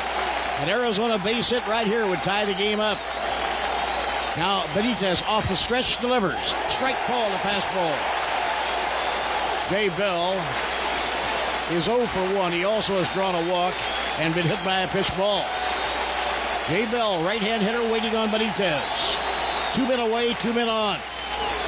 Breaking ball outside low. 1 ball and 1 strike. Benitez saved 22 games after he became the closer when John Franco went down with an injury. Franco had 19 saves in 20 outings. Benitez is ready. Here's the pitch. Low outside, ball 2. 2 balls and a strike. He was torched a couple of times during the long season, but overall he was brilliant. The lead runner on second base is Turner Ward. Tony Womack, who could really fly, is on first base. So he has the kind of speed he might be able to score on a hit in the gap. Now Benitez behind on the count. 2 balls and a strike. Checks the runners at first and second. And a high drive hit deep to left by Jay Bell. That's going to be an extra base hit. Yes, off the wall in left field. 1 run is scored to tie it up. Rounding third is Tony Womack. Womack coming in to score. And the Diamondbacks have gone in front by a score of 3-2. As Jay Bell got the best of that confrontation, he hit a high climbing line drive. It bounced off the wall in left field for a double. It drives 2 runs in, and the Mets may have to fly to Arizona. Well, Jay Bell had just watched a couple of breaking balls out of the strike zone, so he was sitting dead red on 2-1, and he turned around that 96-mile-an-hour fastball, and he barely missed a 3-run homer. He hit it off the top panel of the fence down in the left field corner to give the Diamondbacks the lead. Now they have the lead, 3-2. The hitter is Luis Gonzalez. The Mets will intentionally walk him. It doesn't happen often to Armando Benitez, but it did this time. And he had a bad experience in the postseason while pitching for the Baltimore Orioles. Well, he gave up big home runs to Marquise Grissom and Tony Fernandez while pitching for the Orioles against the Indians in '97. And that big postseason base hit bites Benitez again here in the 8th inning today. And unless the Mets can rally and win this game, they'll have to hit against Randy Johnson tomorrow afternoon in Houston. Actually, a night game on New York time. Ball 4. Gonzalez has been intentionally walked. A hard hit line double off the bat of Jay Bell, who had such a productive year for the Arizona Diamondbacks. Bell had 38 home runs and 112 RBIs during the season. Now here is the cleanup hitter, Matt Williams. So another strong test for Armando Benitez. Jerry Colangelo, the owner of the Diamondbacks, standing and applauding at his box near the dugout. Here's the stretch by Armando. The pitch to Matt Williams. Taken high. 1 ball and no strikes. Well, the Mets nursed a 2-1 lead coming into the 8th inning, but the Diamondbacks have grabbed it back. First time all day that they have had the lead. Now Benitez working in a tough situation. The pitch on the way, a swing and a miss by Matt Williams. 1 ball and 1 strike. Turner Ward has scored from second. Tony Womack with all that speed came all the way home from first base on the double by Jay Bell off that left field wall. So it's now 3-2 Arizona. Matt Williams cocks the bat. The pitch by Benitez. Foul ball straight back up into the crowd, out of play. 1 ball and 2 strikes. Well, you always wonder what might have been. Edgardo Alfonzo, who has been so sure-handed all year, unable to come up cleanly with that hard grounder by Tony Womack. If he does, the inning would have been over and Bell never would have had a chance. Very true. Fonzie misses about 1 every 2 months. 1 ball, 2 strike count on the cleanup batter, Matt Williams. He cocks the bat now. Benitez getting set, and the pitch. Line drive, base hit, going into left field. Bell being waved around third. Here comes the throw. They've got a shot at getting him. The slide, out at the plate. Out at the plate. Melvin Mora throws out Jay Bell, and the inning is over. That saved a run for the New York Mets. Matt Williams singled hard into left field. Bell tried to score, but Melvin Mora threw him out at home plate. So the inning is over, but 2-run score. There were 2 hits and 1 man left on. In the middle of the 8th inning, it's Shea. It's now the Arizona Diamondbacks 3 and the New York Mets 2 on the WFAN Mets Radio Network. The New York Mets are now trailing the Arizona Diamondbacks 3-2. Last of the 8th inning, Greg Olson is the setup man for the Diamondbacks. He comes on to pitch. Terrific pitching by Brian Anderson, the starting pitcher. He went 7 innings. He allowed 2 runs, 7 hits, walked none, and struck out 4. Tony Womack will be in right field now. Gilkey comes out, and Hanley Frias will be at shortstop. Edgardo Alfonzo will lead off. Now playing shortstop at batting 7th, number 2 is Eagle Frias. And now pitching number 30, Greg Olson in relief. Leading off for the Mets. Has won 9 and lost 4 this year with a 3.71 earned run average. Early in the year, before they got Manti from the Florida Marlins, Greg was the closer. He has fared much better as a setup man. He's done an excellent job. So here we go. Mets down by a run. Last of the 8th inning. Armando Benitez did not get it done today. Olson off the stretch. And a breaking ball outside and low. Ball 1 to Edgardo Alfonzo. After that inning was over, Buck Showalter and Jerry Davis, the home plate umpire, went chin to chin for a little while. It was a very close play at home plate. It certainly was. Buck Showalter did not get thrown out, but he certainly had his say. 1-0 the count on Edgardo Alfonzo. Mets have to fight back now. And the pitch on the way. Curve outside and low, ball 2. They have their good hitters coming up. In game 2 of this series, Olson came on in a big spot with 2 out and 2 on in the 7th to face 1 batter, Edgardo Alfonzo, and he got him to ground out. Fonzie 1 for 3 today. That was a home run in the 4th inning. 3-2. Diamondbacks were in the last half of the 8th inning. The veteran right-hander, Greg Olson, pitches. Swing and a foul ball straight back, 2-1. Olson, early in his career, had a lot of success coming out of the Baltimore Oriole bullpen. Then came arm problems. He bounced around from one club to another. Now he seems to have really found a home with the Diamondbacks. Ranch One wants you to know their grilled chicken sandwiches are made with fresh, never frozen, all white meat chicken breast. That's why it's the best grilled chicken sandwich on earth. Ranch One, you gotta have one. Nobody on, nobody out, last of the 8th inning. Alfonzo hitting against the veteran right-hander, Greg Olson. Now the pitch. Up and in, ball 3, 3-1. Al Leiter pitched brilliantly here this afternoon. All he can get out of this game is a loss, unless the Mets can rally. He cannot be a winner, and he was just terrific. 3-1 is the count on Edgardo Alfonzo, and now the crowd gets up here at Shea Stadium. Just about everybody standing and cheering. 3-1 pitch, and a high pop-up that is foul behind the plate. No play for Kelly Stinnett. That lands on the screen, and the count is 3-2. Al Leiter will be charged with all 3 runs scored by the Diamondbacks.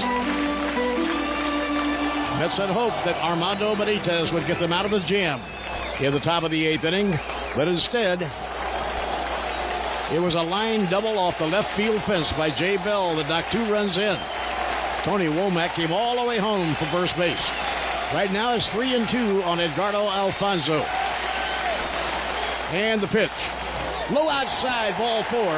The tying run is on base. John Olerud will be coming up. Now, how do you play this if you're the manager? I would think Olerud will be swinging away. I think Olerud's going to face a left-hander. I think you're probably right. Buck Showalter is on his way to the mound, and we will have a pitching change. This call to the bullpen is brought to you by OmniPoint. 100% digital at 0% hassle. Greg Swindell, a 34-year-old left-hander, is in now to pitch to John Olerud. Swindell relieved last night and worked an inning and was not scored on. He did walk a couple of hitters. 3rd time Swindell's been brought in to face Olerud. He's gotten him out once and he's walked him once. Olerud has 2 hits and 3 times at bat today. Here is Swindell now into the stretch. Tying run on first. Strike call to the outside corner.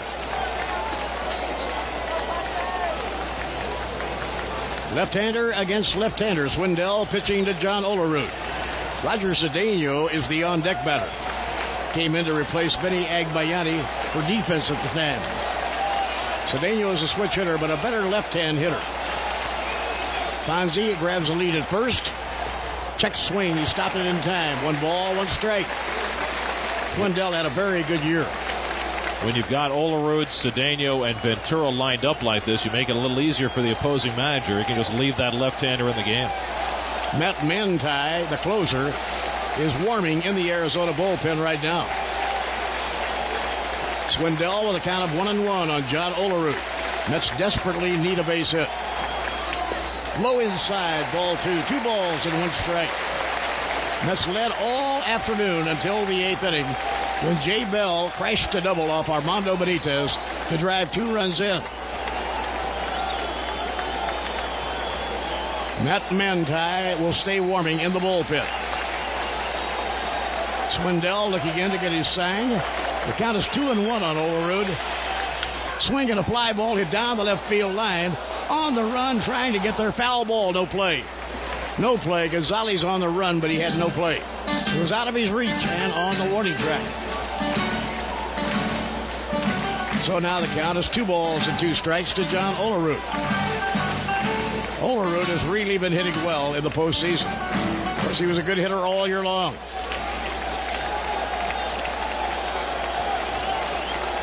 John now has 7 hits in the series in 15 times at bat. Alfonzo on first. Here's the pitch. The runner goes. Foul ball back into the crowd. Bobby Valentine had the runner, Alfonzo, in motion. But he'll have to come back. The pitch is fouled off. With a count 2-2, you can't take any pitches for a base runner. Well, that shows a lot of confidence in Olerud's ability to make contact. Alfonzo, not a base stealer, playing hit and run in that spot to try and get something open. But Olerud's been so locked in even against the left-handers. Bobby Valentine feels confident in that. Now 2 balls and 2 strikes to John Olerud. Diamondbacks lead 3-2. Swing and another foul ball back into the crowd. Greg Swindell is on now. 34-year-old left-hander who has been around a long time in the major leagues. Had a long stay in Cleveland and a long stay in Houston. Roger Cedeno standing on deck. Bobby Valentine must be saying to himself, I wish I could put up Mike Piazza. 2 balls and 2 strikes now to John Olerud. Throw to first. The runner is back. You don't suppose Mike could pull a Kirk Gibson in this game and come out as a surprise? Mets fans would love that. Kirk Gibson hit that dramatic home run off Dennis Eckersley. 2-2 on John Olerud. Greg Swindell getting a sign now from Kelly Stinnett. Throw to first is not in time. The runner is back. So Swindell trying to keep a short halter on Edgardo Alfonzo. Fonzie has average speed. Now once again, Olerud getting set in the batter's box. Nobody out, a runner on first. And the pitch on the way, the runner goes, and it's a foul pop-up once again back into the crowd. So for the second time, Fonzie was running on the pitch. It is fouled away by John Olerud, who is really battling with everything he's got. Cedeno, the on-deck batter, and then Ventura. Benny Agbayani hit the ball very well when he was in the game as the cleanup batter. His third time at bat, he doubled in a run to give New York a 2-1 lead. They just lost that lead in the top half of this inning. Alfonso, a lead from first base. Here's the pitch. Foul ball straight back. The duel goes on. This is a real war here between Greg Swindell and John Olerud. Mets would love to win this ball game and not have to fly to Arizona. If they lose, they have to play the Diamondbacks tomorrow in Arizona. Game will start at 7:50 p.m. New York time. Crowd is very tense at the moment. Count is 2-2. Throw to first. Alfonso getting back. John Olerud has never had a hit against Greg Swindell. 0 for 6. I'll tell you what. He is looking so good with the bat right now. This is probably as tough an at-bat as he's ever had against Swindell. And he's doing quite a job with it. Keeps fouling the pitches off. Hoping he'll get on top of one and drive it. Now Swindell in the set position. Again throws over to first. He's throwing over there almost every other pitch to keep a short halter on Alfonso. Twice Bobby Valentine has had Alfonso running with the pitch. Both times Olerud fouled the ball off. A hard-throwing closer, Matt Manti, is up in the bullpen for the Diamondbacks. Swindell again goes into his stretch, throws to first base. The runner is back. Crowd getting uneasy with all the throws over to first base now being made by Greg Swindell. Swindell 4-0 this year coming out of that bullpen. He is the setup man, and he's done a terrific job. 2-2 the count on John Olerud. Inside, ball 3.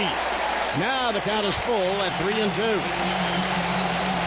Swindell with a 2.51 ERA for the year. Crowd now rising. 3-2. Would you dare have Alfonso running on a pitch? You better, to stay out of the double play. If he hits a ground ball, you would certainly be into a double play. Mike Piazza and John Olerud are 1-2 in the National League, hitting into double plays. In these situations, Bobby Valentine virtually always sends the runner because of that double play possibility. Roger Cedeno will have to come up batting right-handed, his weak side, instead of as a left-hand hitter. The crowd standing and roaring. Swindell with a count of 3-2. And the pitch. Swung on, hit a high into the air. Pretty deep right center field, but not deep enough maybe. Let's watch. Caught. Oh, drop. The ball is dropped by the outfield wall. The Mets will have second and third. Second and third. The ball should have been caught, but it was dropped by Tony Womack, who had just moved from shortstop to right field. Womack at the wall, got his glove on it, should have caught it. He caromed away, and a big break for the New York Mets. Now they have second and third with nobody out. Well, Womack staggering under that ball. He was there at the edge of the warning track. Then he drifted back a little further, and it looked like the ball was giving him some trouble. But he got the glove up and absolutely should have caught that ball. The Mets get an enormous break as Womack, who is not an experienced outfielder, drops a fly ball in the most crucial of situations. Tried to one-hand it, and it just hit his glove and fell away. So the Mets have the tying run 90 feet away at third. What could be the winning run is on second. That should be charged as an error on Tony Womack. Funny thing is, in the last inning, he was still at shortstop. And Bucky Showalter had just made the change for the inning. It brings up Roger Cedeno. Roger will be a right-hand hitter. He's a switch hitter, but he's a much better left-hand hitter. And the Diamondbacks are going to concede the tying run to try and keep the Mets from taking the lead. The infield back at second and short. Matt Williams even with the bag at third. Colburn even with the bag at first. Here's the pitch. Outside high, 1 ball and no strikes. What a big error that is in this ball game. Mets now have a chance to tie it up and a chance to take the lead if they can get a base hit. Robin Ventura is the on-deck batter. Greg Swindell looks in to check it out. 1 ball, no strikes. The pitch in the dirt. 2 balls and no strikes. First base is an open base, so Swindell not too concerned if he walks the hitter. Yeah, but wouldn't you think he'd want to go after Cedeno here? Oh, you would think so, yes. I mean, with Ventura standing on deck, I would think he'd want to try and go after Cedeno and try and get him out. Mets have got to get at least a fly ball to get a run in and tie this game up. This crowd is just roaring here at Shea. Here's the pitch. And a strike call. 2 balls and 1 strike to Roger Cedeno. Cedeno hit well over 300 for the year, but most of that hitting was done as a left-hand batter. He has been platooning with Benny Agbayani in right field.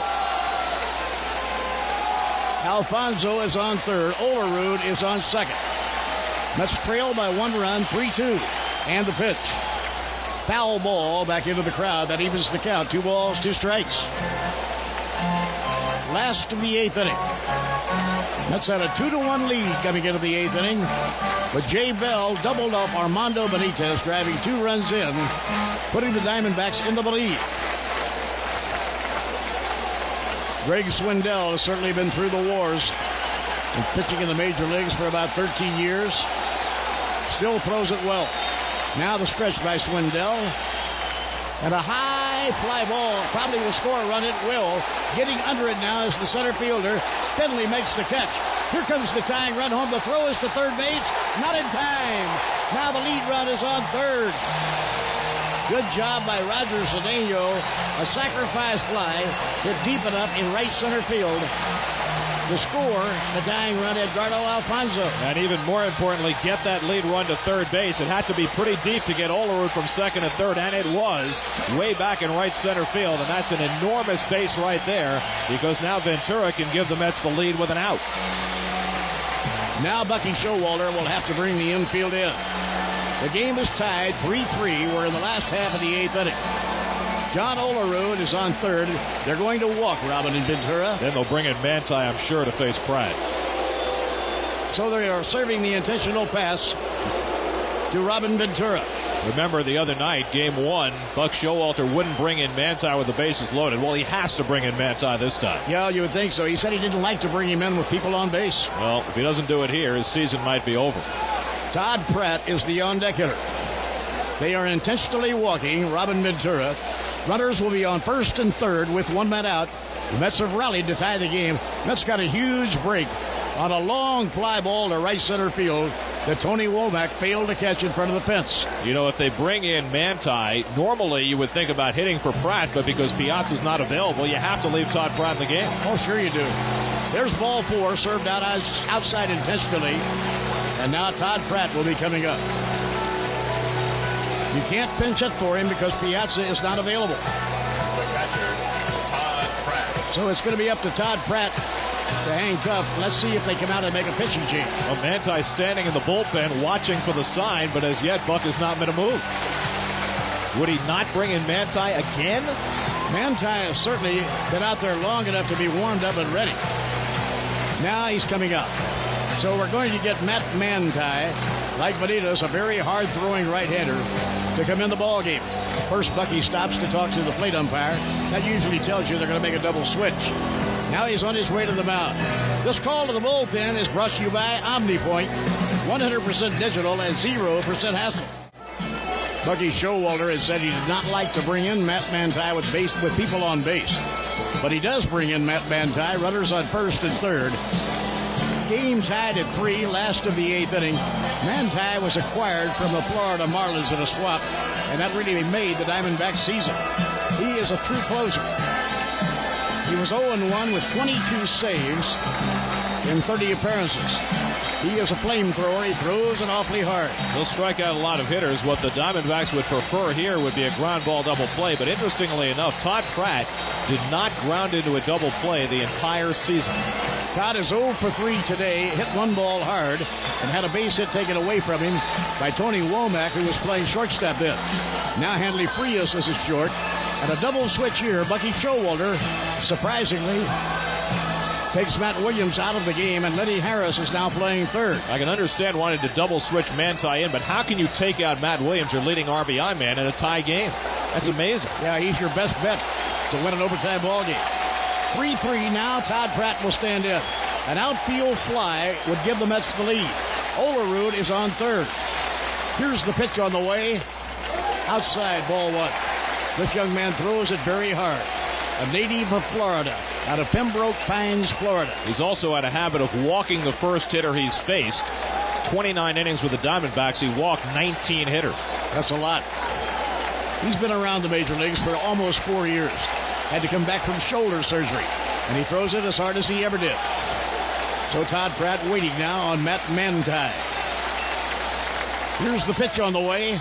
Swing and a miss. 1 ball, 1 strike. Well, the Diamondbacks got to Armando Benitez, who throws it hard. Perhaps the Mets can do the same thing here with Matt Manti. Meanwhile, the Astros are rallying at the Dome. The Braves were up 7-0. It's now 7-4 in the bottom of the 8th. And they're still at bat in the last of the 8th inning. Double play combination set up looking for 2. The pitch to Pratt. Ground ball back to the mound. They won't be able to score. Olerud is hung up between home plate and third. They chase him back toward third, and he's tagged out. Olerud got hung up between third and home on a comebacker to Matt Manti, and that really hurts. Well, Olerud did exactly what he had to do. As the runner at third base in that situation, you have got to break to avoid the double play. Manti made a big mistake. He was distracted by Olerud. He should have turned and thrown that ball to second. They would have had an inning-ending double play. Yeah, he could have gone for 2 very easily there because Todd Pratt is not fast at all. As a matter of fact, he's painfully slow. And Manti really upset with himself, and he might have also hurt himself on that play. The trainer is coming out to have a look at him. On the fielder's choice, Todd Pratt is on first. Robin Ventura is on second. And they're out now having a look at Matt Manti. Apparently something's wrong with his foot. Bucky Showalter is there now. Looked like when he made the turn, he ran toward the line to try and get Olerud. Olerud broke back to third, and Manti had to pivot to chase him back toward third base. He made that play unassisted, and I don't know whether he might have sprained his foot or something when he did that. He's got a big smile on his face, so he can't be too concerned, I guess. He says, I'm fine, don't worry about it. Darrell Hamilton comes up. Situation a little more bleak than it was moments ago when the go-ahead run was on third base. But boy, the Diamondbacks have shot themselves in the foot the last 2 days with defensive mistakes. Last night, 3 errors. Here, the drop fly ball by Womack, and then a mental mistake by Manti not going for the double play, and that keeps the inning alive for the Mets. Darrell Hamilton hoping he can come up with a big hit off Matt Manti. Young right-hander who throws it so hard. And the pitch on the way. Swing and a foul back on the screen. Strike 1. I don't care how hard you throw it. If you don't keep it in decent spots, these hitters in the big leagues can get around on it. They showed that a few moments ago, the Diamondbacks did, when they turned on a fastball thrown about 97 by Armando Benitez. Ventura is the lead run on second base. First and second and 2 men down. Now the pitch on the way, low inside. 1 ball and 1 strike to Darrell Hamilton. Darrell hit awfully well after he joined the New York Mets. He was hitting over 300 with the Rockies. He hit about 339 with the New York Mets. Matt Manti with runners on first and second and 2 men away. 3-3, last of the 8th inning. Now the pitch. Up high, ball 2. 2 balls and a strike to Darrell Hamilton.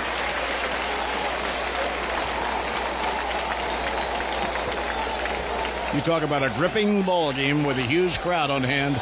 This is what we have. Ventura not fast afoot, trying to get as much lead as he can at second base.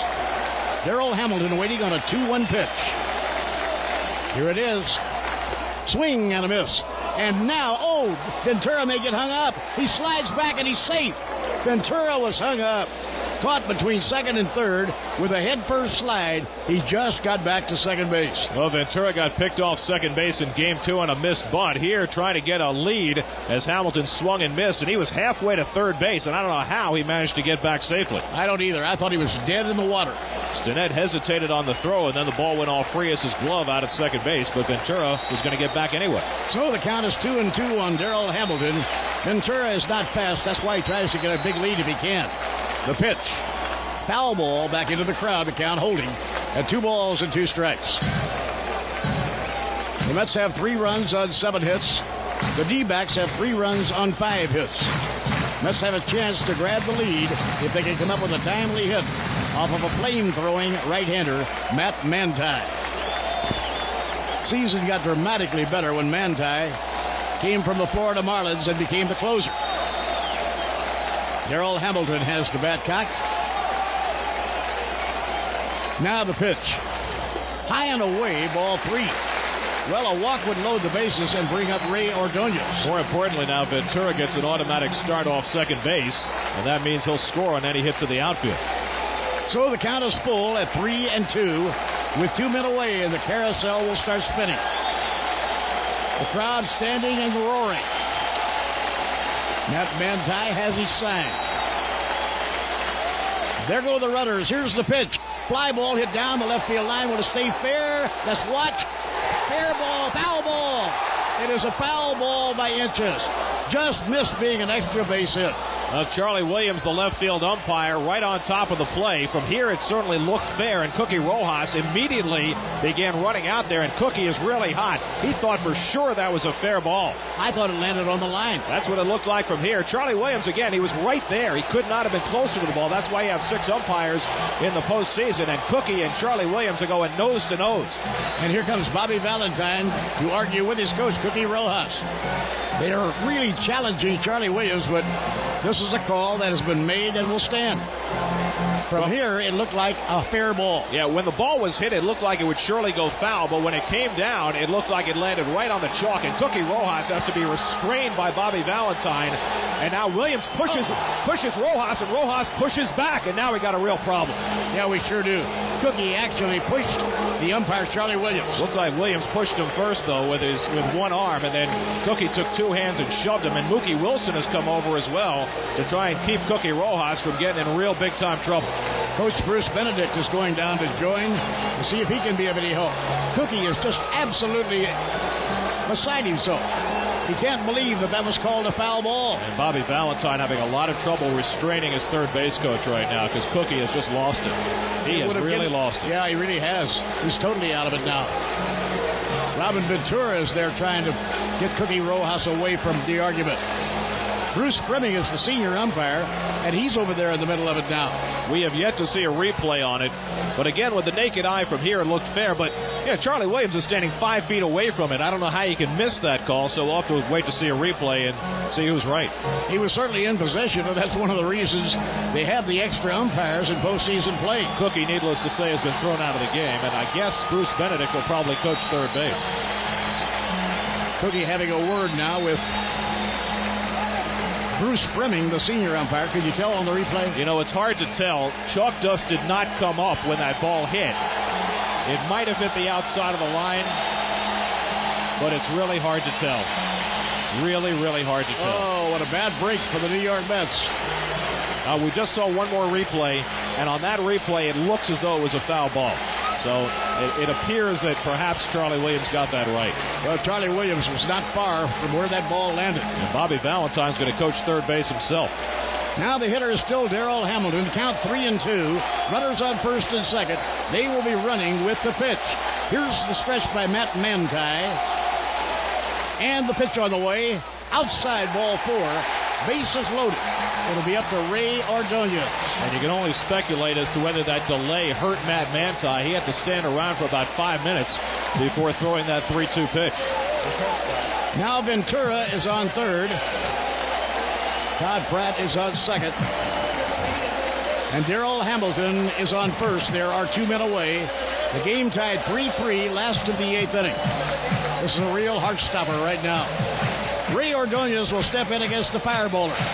Ray got a base hit his last time up, and he's been in a good hitting groove. Ordonez with 1 for 3. Mets need one more hit or a break to get back into the lead. They led 2-1. They lost that. Trailed 3-2. They've now tied it up. Fastball over for a strike call. One strike count on Ray Ordonez. Meanwhile, in Houston, it's now 7-5. What a comeback by the Astros. They were down 7-0. They're still batting in the 8th. Boy, they've scored 5 runs in the last of the 8th inning. Ray Ordonez standing in against Matt Manti. Bases loaded, 2 down. Now the pitch. Strike call to the outside corner. And Manti now has Ordonez in a 2-strike hole. Matt Franco is out on deck to be a pinch hitter if the Mets can keep this inning alive. John Franco throwing in the bullpen. Mets got a huge break on a misplay by Tony Womack in right center field to get this thing working. Now a 2-strike count on Ray Ordonez. And the pitch. Fouled off. He just got a piece of that. Looked like it might have been an outside slider thrown by Manti. Robin Ventura, the lead run. He's on third. Todd Pratt is on second. Darrell Hamilton on first. Ray Ordonez in the postseason hitting over 300. Boy, he's in a tough spot here. Behind on the count, 2 strikes against this very hard-throwing right-hander. Matt Manti into the stretch. And the pitch. Foul ball back on the screen. And Ordonez is still alive. Bobby Valentine is coaching third base.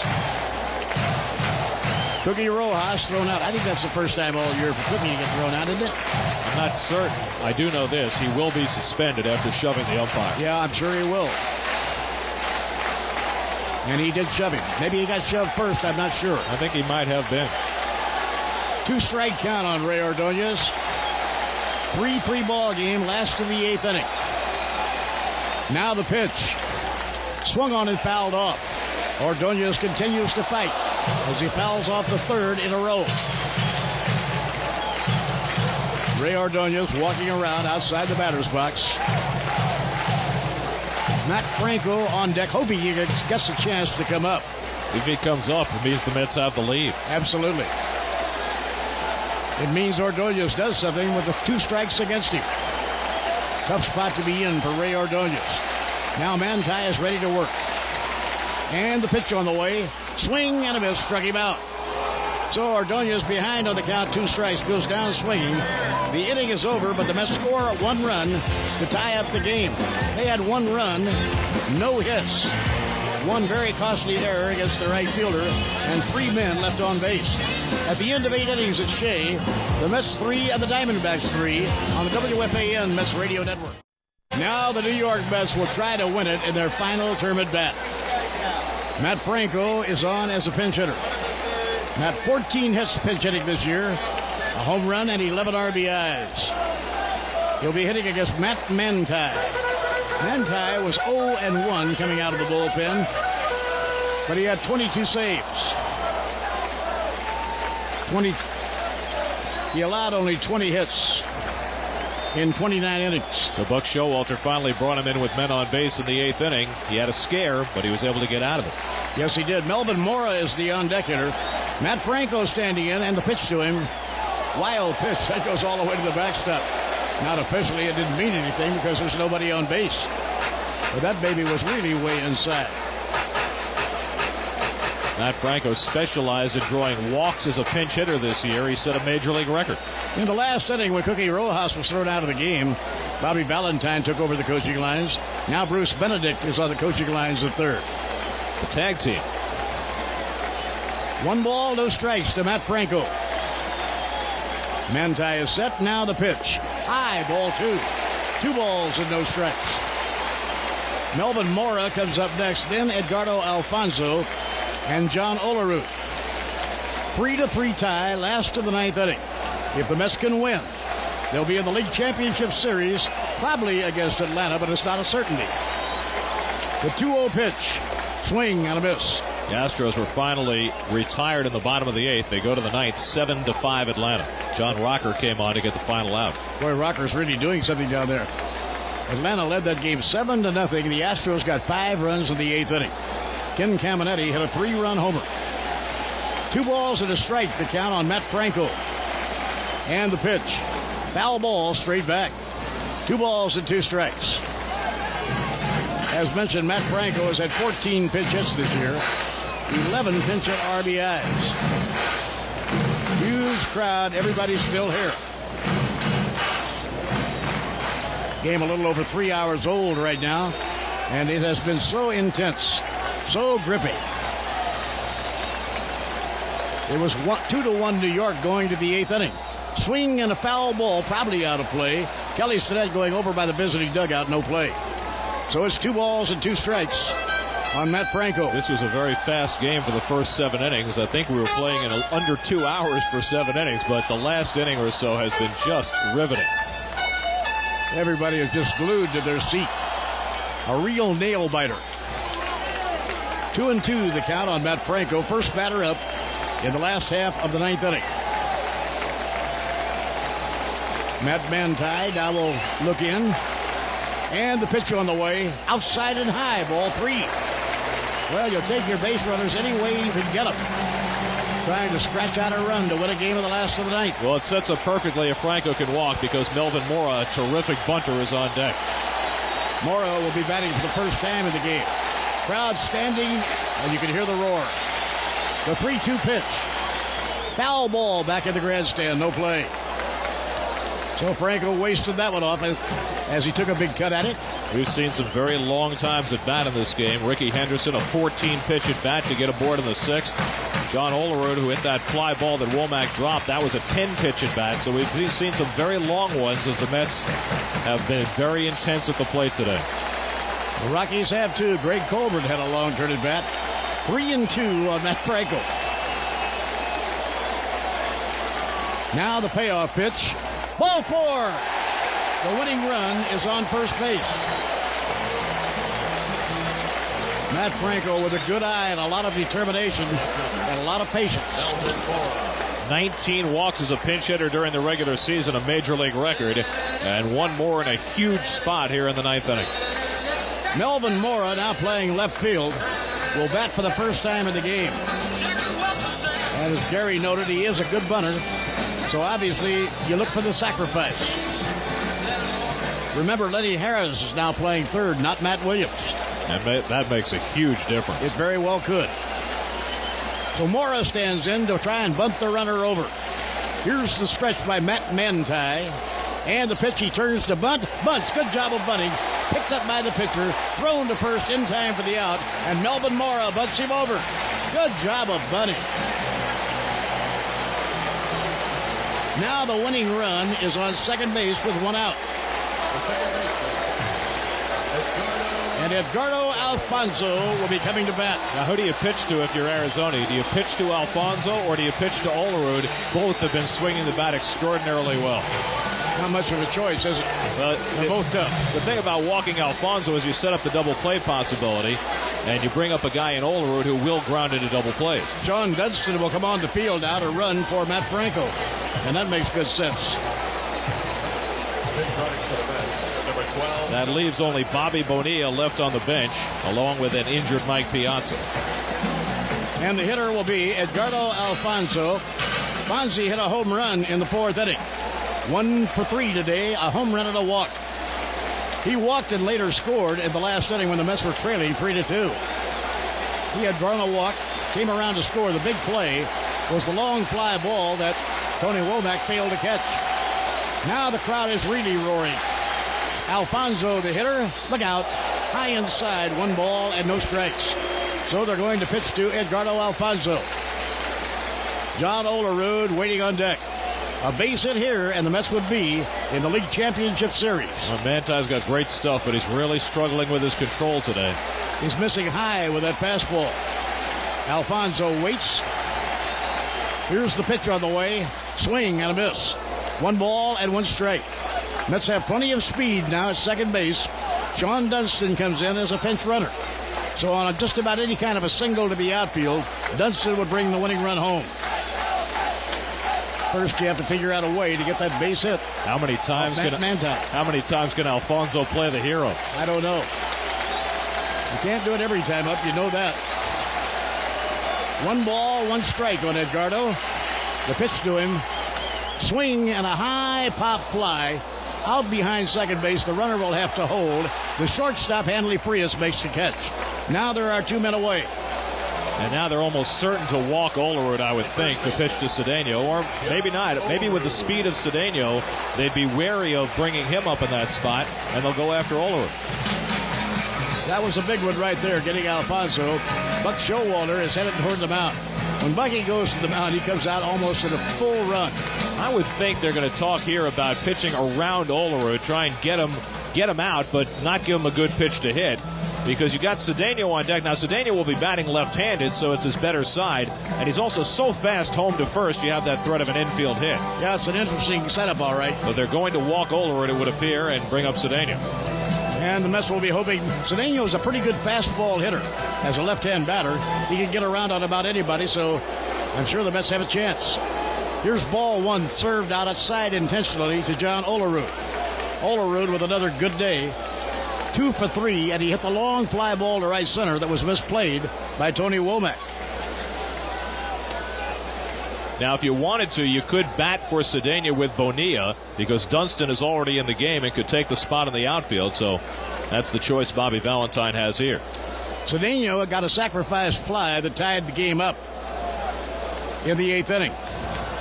So Cedeno will be coming up with 2 men out and runners on first and second, batting against Matt Manti, the closer for the Diamondbacks.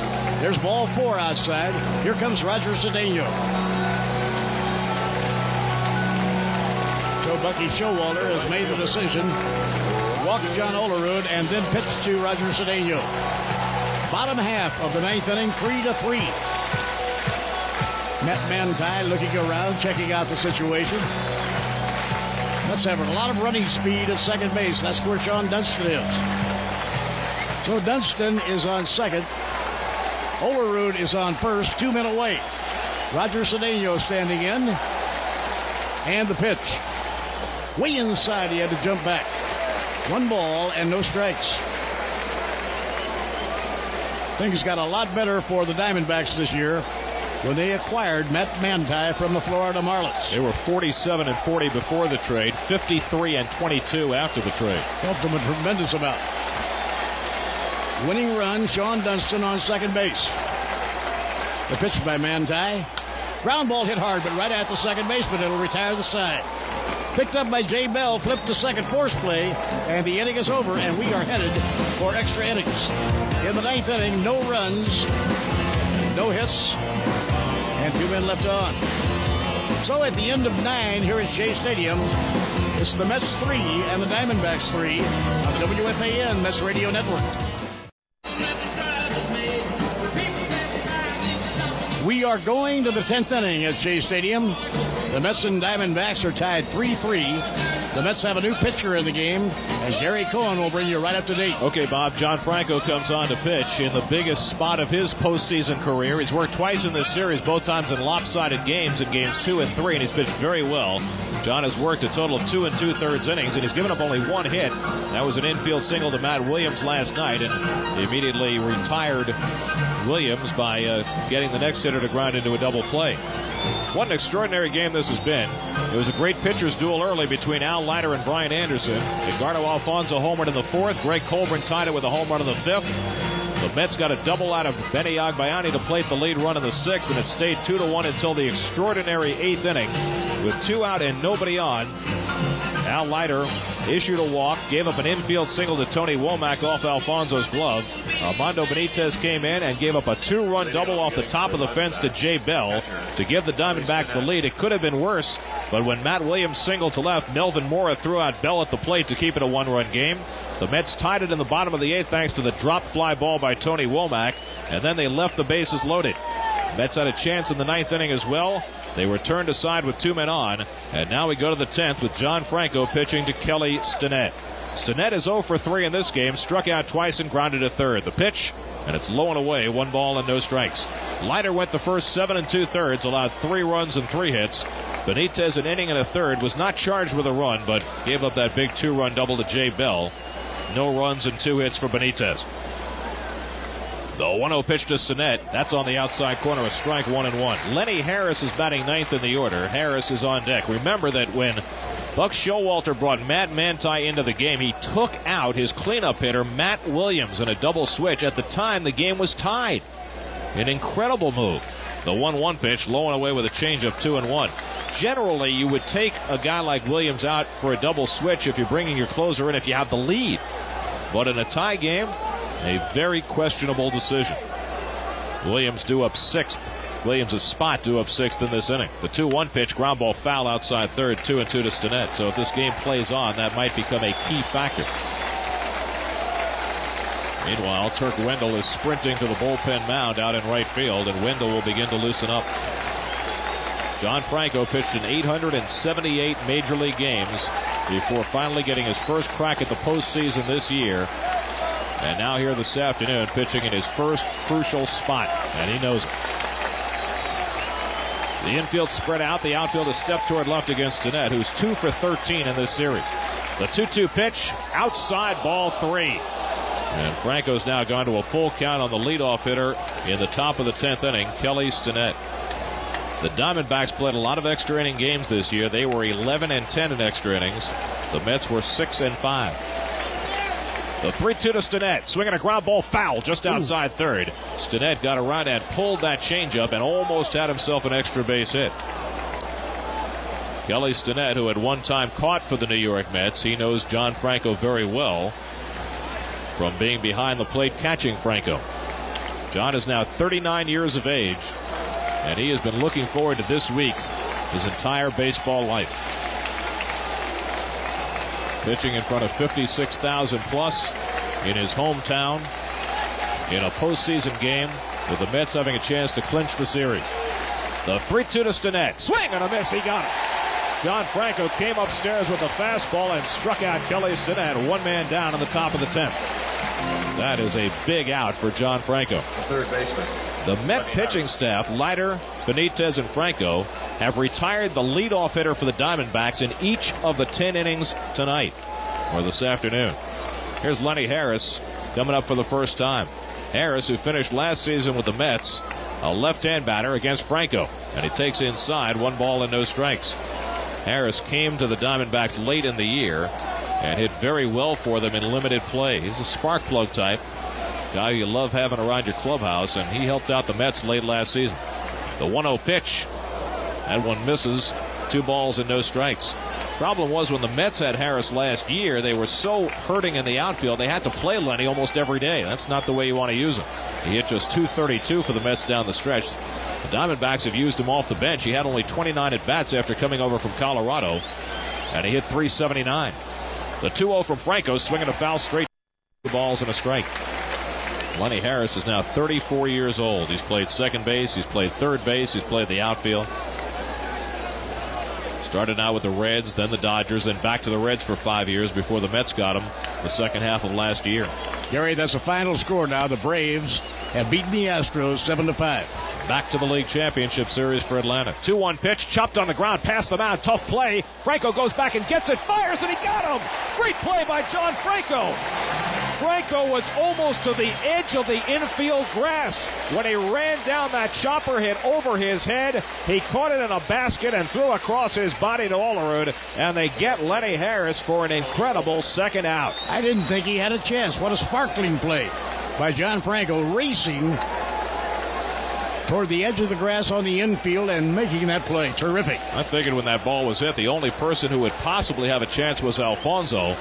But Alfonso was not going to get there. Franco did. John trying to catch his breath now. He really had to sprint to get to that ball. Now 2 out and nobody on for Tony Womack.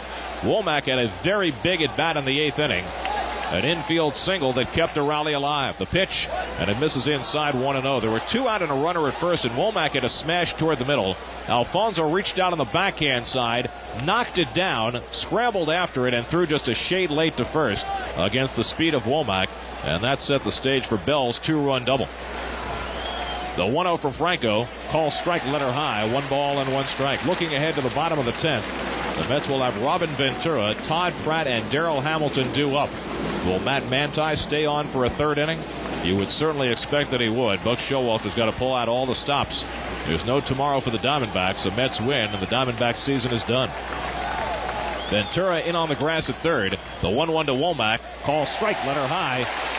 And Franco keeping that ball up in the zone. A hit on Womack. 1 ball and 2 strikes. Now Franco back behind the mound as everybody in this big crowd gets to their feet, hoping Franco can secure the final out on the top of the 10th and keep the game tied. Mets hoping for another chance to win it in their final at bat. They got 2 aboard in the 9th inning but couldn't cash in. The outfield very shallow and swung toward left against the left-hand hitting Womack. Franco leans in, has his sign from Pratt. 1-2 pitch, ground ball foul toward the first base dugout, and Womack hangs in there. Franco has been terrific in the playoffs so far. He's now faced 10 batters and retired 9 of the 10. The only blemish, an infield single by Matt Williams last night. That's how good Franco's been. Wendell just standing around in the bullpen watching as Franco works on Womack. Here's the set. The 1-2 pitch, a little bit low, and it's even on Womack. 2 balls and 2 strikes. Womack's infield single in the 8th inning, just his second hit in 17 at-bats in this series so far. So Womack has not had any opportunities to steal bases. That's what he does best. Led the league this year with 72. 3rd straight year he's led the National League. Franco takes a deep breath, brings the hands together. 2-2 to Womack. Tapped on the ground to third. 2-hopper handled by Ventura. Slings it over to first. In time, side retired. Franco pumps his fist as he walks off the mound. He pitches a 1-2-3 10th inning. Nothing across, middle of the 10th at Shea. Mets 3, Diamondbacks 3 on the WFAN Mets Radio Network. Last of the 10th inning. Mets 3, Diamondbacks 3. A Met win would clinch the series and send the Mets to Atlanta on Tuesday night to begin the league championship series. Matt Manti came on in the 8th inning with 1st and 3rd and 1 out in a tie game and was able to work out of trouble. He got Todd Pratt to hit a comebacker into a fielder's choice. He should have had a double play, but he didn't turn it. No matter, because after he walked Darrell Hamilton, he struck out Ray Ordonez with the bases loaded. Then he got out of a 2-on and 2-out jam in the 9th by getting Roger Cedeno to hit a ground ball to second base. And now Manti, who's already thrown 36 pitches, remains on to pitch the bottom of the 10th. Robin Ventura leads off. Robin 1 for 3. He doubled down the right field line in the 4th. Last time up in the 8th, he drew an intentional walk. Manti ready to go. Ventura stands in. And the pitch coming to Robin, and a high fly ball hit to shallow right field. Out goes Bell. In comes the right fielder Womack, who makes the call. And Womack this time makes the catch. Womack dropped the last fly ball hit to him, and that unleashed all sorts of havoc in the 8th inning. So Ventura, hoping to win the game with one swing, flies out to right on the first pitch of the 10th. And now Todd Pratt will be the batter. Pratt has gone 0 for 4 in this game, 0 for 7 in the series, subbing for the injured Mike Piazza. With Piazza unavailable because of the thumb injury, the Mets have one player left on the bench, and that is Bobby Bonilla. Pratt standing in against Manti. He was the first man Manti faced when he came on in the 8th. Right-hander against right-hander. And the pitch on the way in the dirt, bouncing to the backstop. That one was about 10 feet in front of home plate. 1 ball, no strikes. Piazza's thumb has been mobilized. There's no chance at all of him pinch hitting in this game, I don't think. Mets are hoping he can play sometime. They're hoping they don't have to play tomorrow, and that maybe if they win today that he'd be available by Tuesday night, but there's just no way to know. The outfield a couple of strides to right against Pratt. Manti's 1-0, and a high fly ball deep to center field. Back goes Finley, going back. Warning track at the wall, jumping, and it's out of here! It's out of here! Pratt hit it over the fence! Finley jumped and he missed it! The Mets win the ball game! The Mets win the ball game on a home run over the center field fence by Todd Pratt.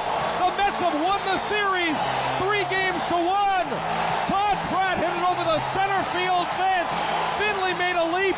Pratt didn't know. Pratt was standing between first and second. Then he saw Finley downcast, and he knew the ball was over the fence. The Mets win it, and they're mobbing Todd Pratt at home plate. An amazing finish here at Shea. Todd Pratt subbing for the injured Mike Piazza. Homers over the center field fence in the bottom of the 10th inning, and the Mets have won the game 4-3. They've won the series 3-1, and it's bedlam here at Shea as the fireworks fly. What a scene. You were here to see this. All of the players meeting at home plate. The happiest bunch of guys you have ever seen. They just swamped Todd Pratt, who's so well liked on the ball club. Todd Pratt did a beautiful job early in the year when Mike Piazza was hurt. He hit very well, he caught well, and with Mike Piazza sitting in the dugout with a thumb injury, it's Todd Pratt who comes through and hits one over the center field fence. I wasn't sure, Gary, whether it was going to go over or not, and neither was Steve Finley.